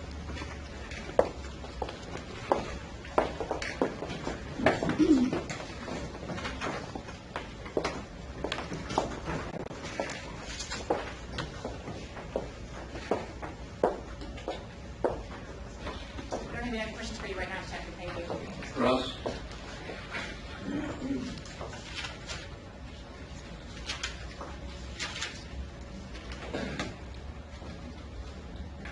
I don't have any questions, Your Honor. You may step down. Anyone wish to recall him? He's actually going to be recalled in our case from our Okay. portion, so he knows that. Thank you.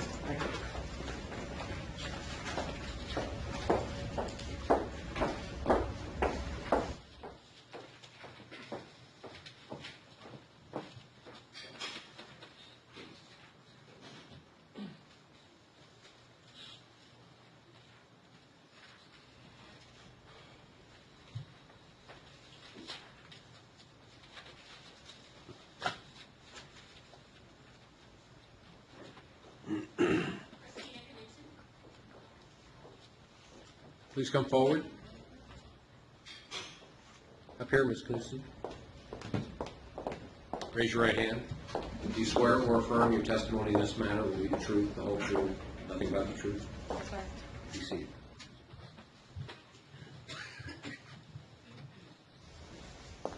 Good afternoon. Hi. Can you keep your voice up if you could? I can already tell. Can you state your full name?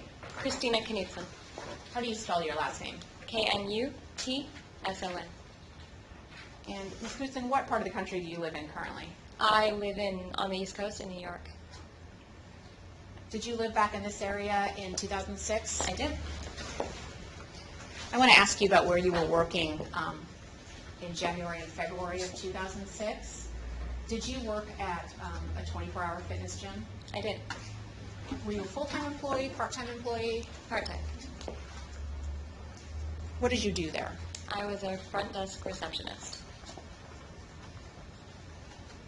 And did you work just certain days, or what was your schedule like? Usually just weekends. As the front desk receptionist, what kind of duties did you have when you would be there working? Answering phones, selling supplements and merchandise, checking in clients, answering phones and relaying messages. I just said that. What else? Handling memberships if there were problems, renewing memberships, scheduling tannings for people who wanted to go tan downstairs. So you had a tanning area in your gym? Yeah, downstairs. And I should ask, was this the downtown Seattle 24-hour fitness? Yes. When a client who belonged to the gym would come in to work out, did they always have to stop at the front desk and check in? I'm sorry. When a client who belonged to the gym would come to work out, did they always have to stop at the front desk to check in? Yes. Okay. And that would be with you? Yes. When you were working at the downtown Seattle 24-hour fitness, did you at some point work with David Pietz? I did. Do you know what time period that was?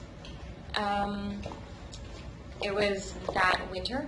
I believe he started sometime before the year ended and into the spring. So when you say... 2005, 2006. Okay, that's what I was going to ask. So the very end of 2005 into 2006. What was his job at that Seattle gym? He was the AOM. He was the Assistant Operations Manager. And in that job, did he also spend a fair amount of time in the front desk area where you would work? Yes. Did he do different things than you or the same things as you? Or If we were busy, he would jump in and help out. If we had to use the restroom, he'd cover it, or a break.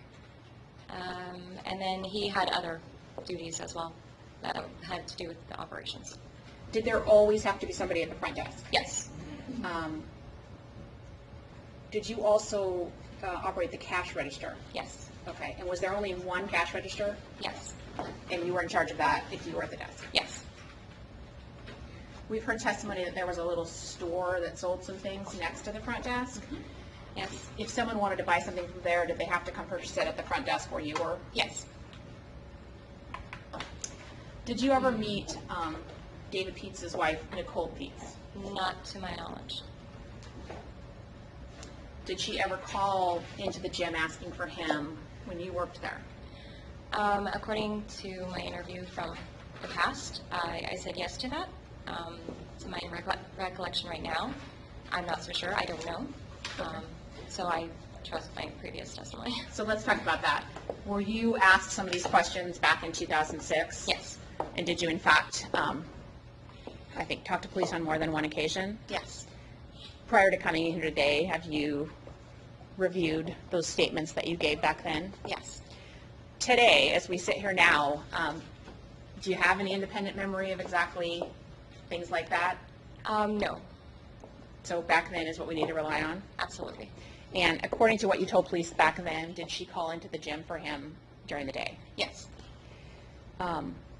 Did you know her voice, or would she identify herself? She would identify herself.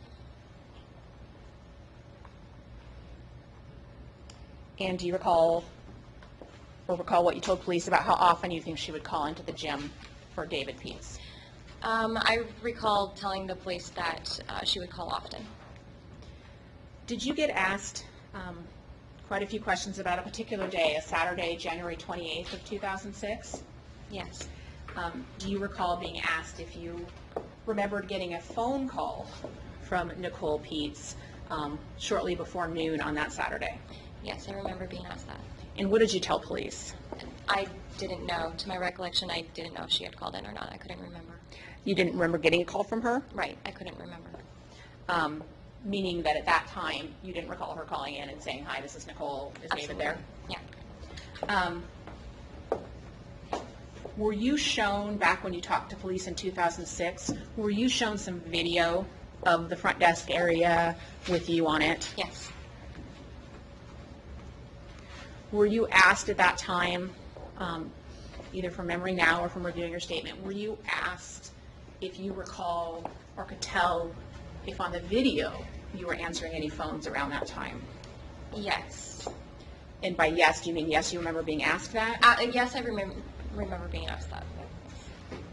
Have you more recently seen some of the video from 24 Hour Fitness from that day? Yes, I have. When did you see that? Today. Did you see that downstairs in my office? Yes.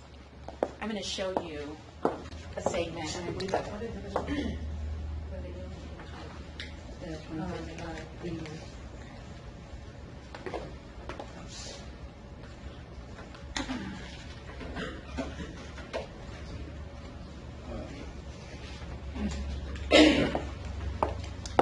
I want you to turn back a second just so she can see.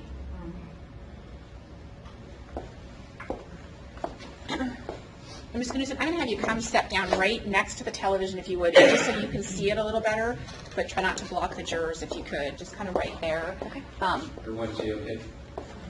Just stand back a little so you can see. Do you recognize this as looking like video that you were shown downstairs in my office? Yes.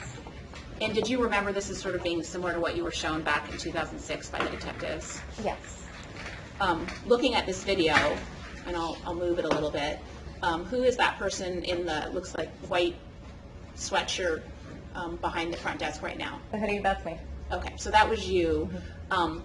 The area that you're standing in front of now appears to be a computer, is that right? Yes. Can you point out, is there a phone near that computer? I'm blocking it with my body, but there's one right next to the computer. Okay, let me see if I can get to a point where you can show the phone. Right there. Okay, so right to the left of the computer is the phone. And part of your job was to answer the phone, is that right? Absolutely. Okay. I'm going to go forward a little bit. When we showed you the video downstairs, did you see a couple of times where it appeared you had picked up the phone? Yes. Okay.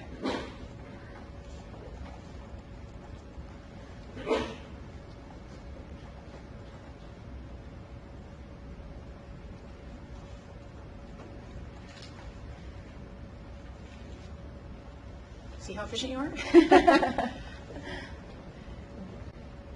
And they're with you right now. Do you recognize that as David Pietz? Yes. Who's in the front desk area with you? Yes.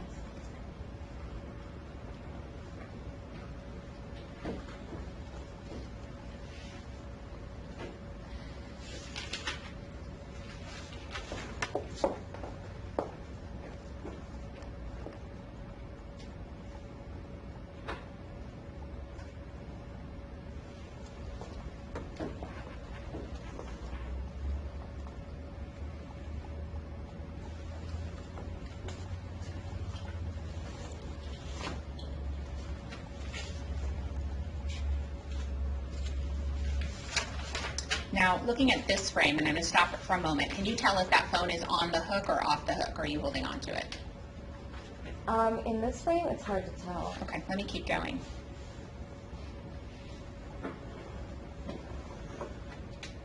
Now, is there anything about the position of your body that tells you anything about what might be going on? Yes, my head is tilted. It looks like I'm holding the phone between my ear and my shoulder and doing something else with my hands. And is that frequently what you would do when you had the phone and were trying to multitask? Yes.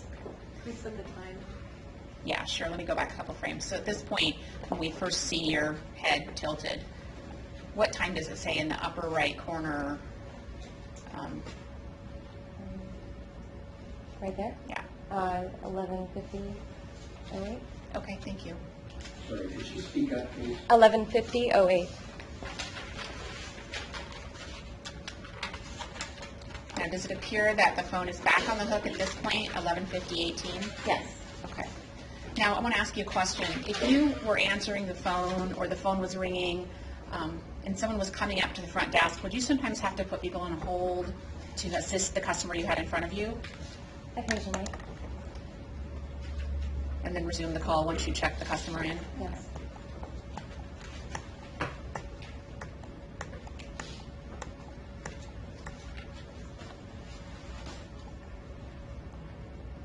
At this point, the phone is fine. So let's go back a few frames to see if you see any other segment. I'm going to go back to where you saw yourself on the phone, Yeah, right there. right here, and let's keep watching. And it's pretty, you're hanging it up right there, 11:50:17. And then watch and tell me if you think it gets picked up again. And if you can't tell, that's okay. Could you tell if it got picked up at any time after that? I'm not, at that time, I couldn't tell, so I don't know. Thank you. You can take a seat. Great. Thank you. Now, I want to ask a little bit about the name tags. Were employees supposed to wear name tags? Yes. And did David Pietz have a particular feeling about name tags? Did he want people to wear them? According to my original statement, and I do remember this as well, he was a bit particular about everybody wearing their name tags. If somebody forgot their name tag, what would they do? They would search around for something, either one that they had left at the club or somebody else's, and put that on. I want to ask you one more question about the front desk. If you took a phone call and it was for someone else in the gym, an employee, and you needed to page them, how did that work? The intercom system was through the phone, so you would put the call on hold and page them over the intercom. If you knew that the person was at their desk, you could page a particular phone. So when you say you'd put the caller on hold, would you still keep the phone up to your ear and page, or did you have to set it down and do a paging through the phone? I would keep it up to my ear because you page through the phone. Okay, so you are speaking into the handset to do the page. At some point, Ms. Knudsen, did you learn that the defendant's wife, Nicole, had gone missing? Yes, I believe so. Did you at some point learn that she had actually been killed? I believe so, yes. Did you observe or notice the defendant's behavior at the gym in relation to women shortly after his wife had been killed? After her body had been discovered? Yes. Not until later, until he started acting more like himself again. And tell me about that. With that, it would just be comments. We would goof off a lot and just joke around, and it'd just be a couple of comments, oh, she's cute, or something like that. So he'd make comments about other women at the gym? Well, yeah. At some point, did he ask you if you would get a female gym client's phone number for him? Yes. Can you tell me about that? Well, I don't have an independent memory so much, but according to my original statement, he asked me to get this lady's number, and I told him I was uncomfortable with that, and he just dropped it. He said, that's okay, that's fine. And this was someone who was a client at the gym? Yes. And did he say why he wanted her number? He thought she was cute. And do you recall how long that was after his wife's body had been found? I don't have independent memory of that now. According to my statement, it was a little while after. I'm sorry, what? Sorry, it was a little while after, like before he left. Do you recall when you talked to police, timing it in relation to when you think he actually left?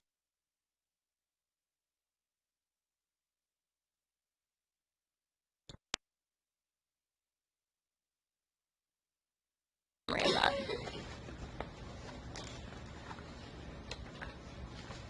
Can I have this mark?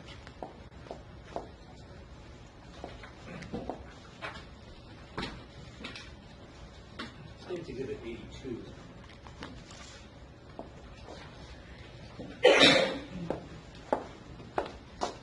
Ms. Knudsen, I'm going to show you Exhibit 82.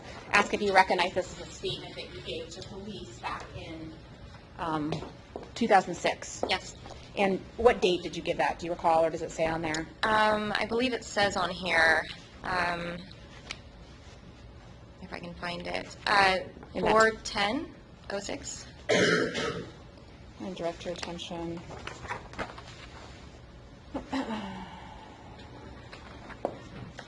I believe to page 10, but let me check here. Okay.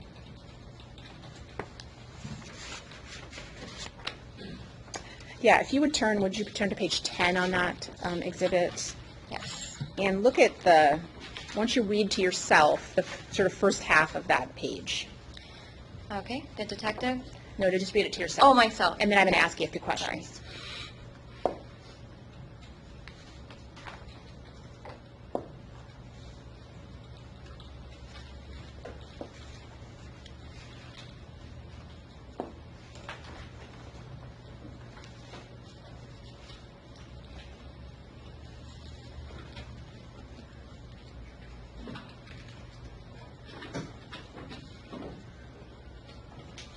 Okay. Does that refresh your memory at all as to about when you think he gave his notice to put in reference when this comment or Yes. question was? Okay. What's your recollection of when he gave notice then? Before April. So you think it was a couple weeks before he gave notice that he asked you to get this phone number? Yes. And you indicated that you didn't want to do it or didn't want to get the number, is that right? Right. I wasn't comfortable with that. And did you feel that it was inappropriate? Your Honor, irrelevant. Sustained. Well, what I meant is, did you not get it because you didn't feel it was appropriate for you to go ask for a female customer's number? Your Honor, irrelevant. Sustained. She may say she declined to. The jury can draw its own inferences. Did he ever ask you again to get that female's number? No. Did he then leave 24-Hour Fitness shortly after that? As an unemployed or leaving the company? Yes. Leaving the gym that you worked at. Yes. So you didn't work with him after that? No. Okay. I don't think I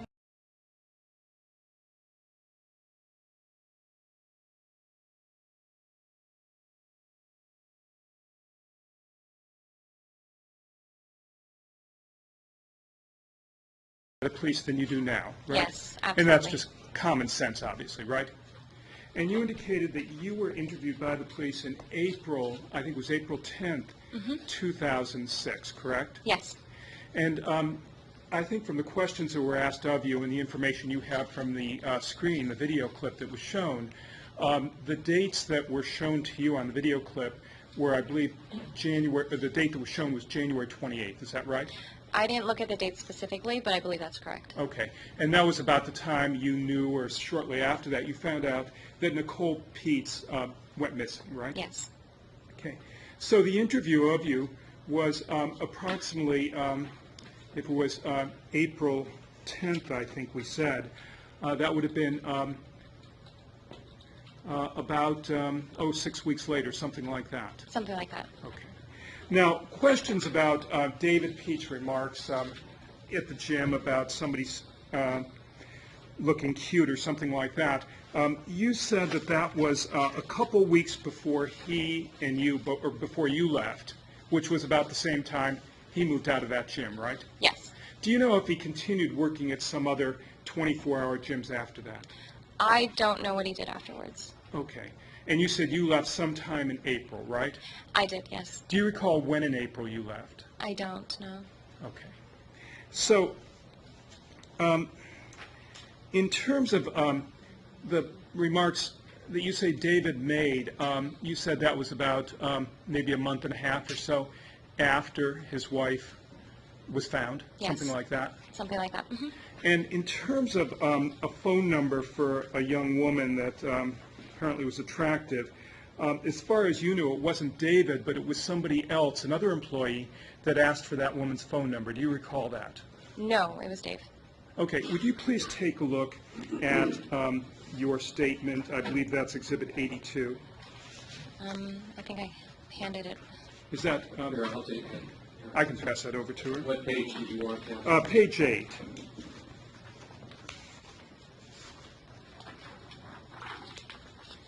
Thank you. And do you have page 8 there? I do, yes. Okay, would you take a look at it there, the first 4 paragraphs there, and I'm going to ask you some questions. Tell me when you finish the first 4 paragraphs.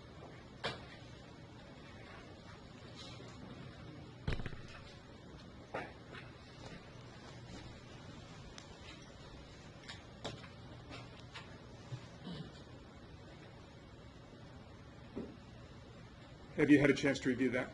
Yes. And in fact, what you told the police officer back then on tape was that it was some other coworker that approached the woman and asked her for the phone number, not David, right? In reference to this, I believe I meant that he had asked somebody else to get her number, and that person approached her, but I was not sure. To Okay, so clarify. you say you weren't sure about that. It's been 6 years. It says, I remember one of the other coworkers approaching her, so if that's what I said, then that's what I meant. Now, Are you finished your answer? Sorry, in reference to Dave having asked them. now back in 2006, you would have recognized David's voice over the phone, wouldn't you? Absolutely. Okay. And you testified that it appeared that you picked up the telephone at approximately 11:50 a.m. According to the clock on the video on that particular day. That would have been January 28th. Is that right? That's right.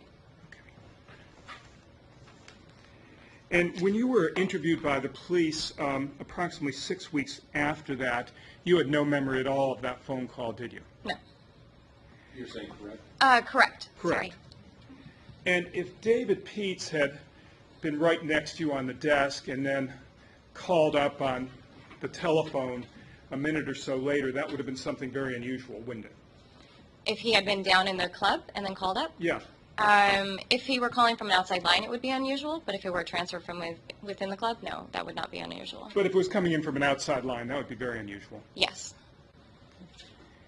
And you had a call announced on your phone, didn't you? You could tell what the phone number was coming in. I don't recall.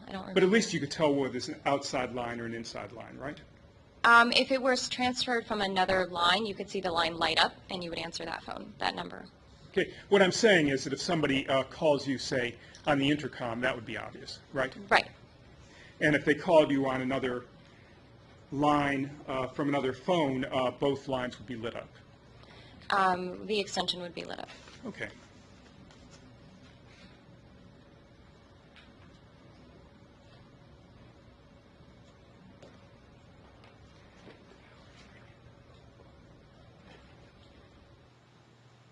Nicole Pietz would sometimes call 4 times a day, wouldn't she? I don't recall if my statement says that, then Okay, well, let's take a look at your statement then. Would you please take a look at page 1? sure.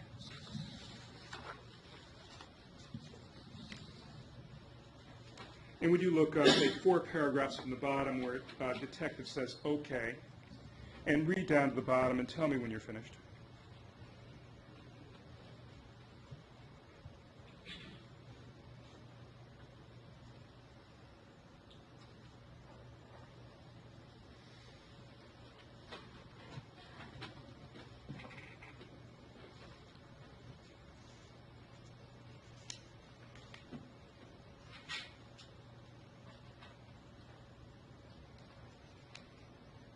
Have you had a chance to finish that? Yes.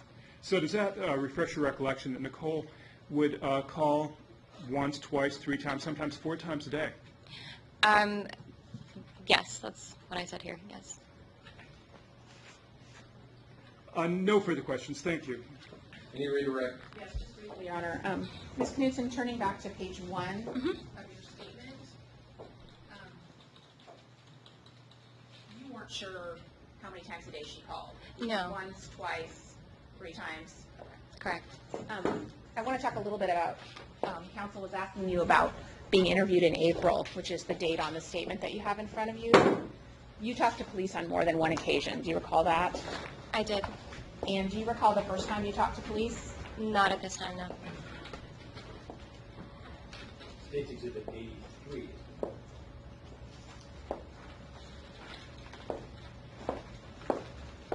Extra copy of that.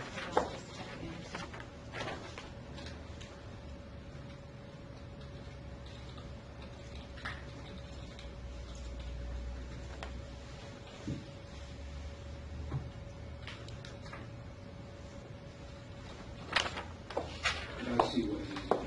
Yes, you can, Your Honor.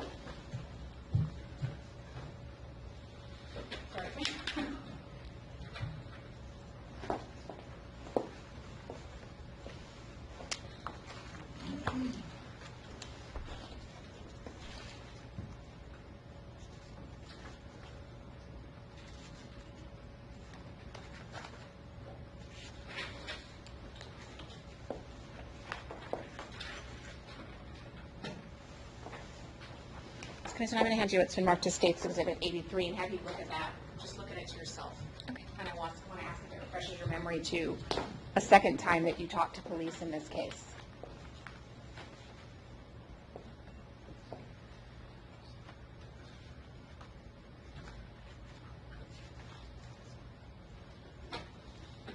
Okay.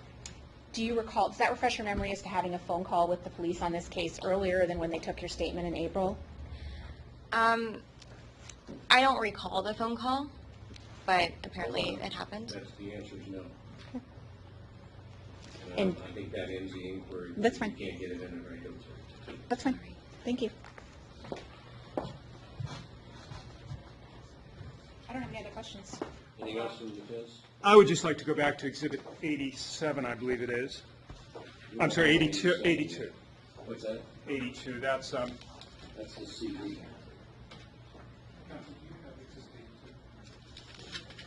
Did you say, I'm sure 82? Yes, Okay. that's the That's your statement of statement. Ms. Knutson, the transcript. May I approach? You may. Ms. Knutson, I'm handing you back what's been previously marked as Exhibit 82, and this is a tape-recorded statement that you gave the police Yes. on, it would be the 10th day of April, 2006? Yes? Yes. There were some questions about what you did tell the police during that phone conversation, and I'd like to read that to you, just to, first, you don't have any doubt that that's what you told the police on that day, do you? You're not questioning that? No. Okay. Detective, DC Colon, says, okay, and you told me that she called Dave 3 to 4 times during a shift. Is that right? Okay. And you see your answer there? Yes. Comma, usually she would call him, 3 to 4 is a little bit of an exaggeration. She'd call him once or twice, sometimes 3 times. Yes? Yes. And that statement there to the police would be more accurate than your memory now, wouldn't it? Yes. Thank you. No further questions, Your Honor. I assume that's all from the state. That's all, Your Honor. Have you got is that the exhibit? No, it's right over there. Okay. All right, we're to recess for the day, and I hope you don't have any exhibits. No, you're off. No? Okay, you can go then. Thank you. You're excused. Thank you. We will recess for the afternoon.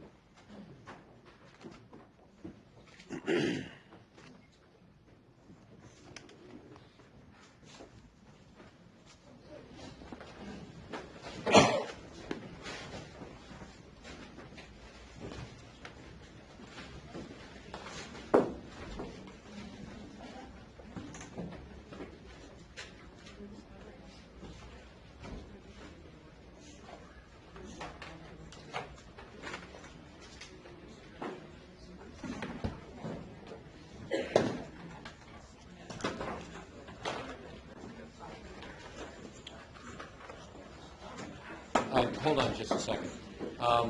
Terry, I was told by counsel that another national network has indicated they may have a show on tonight. Counsel, with your permission, I will ask the bailiff to again instruct the jury to be careful not to watch anything that might be showing up on TV. We'd appreciate that, Your Honor. All right.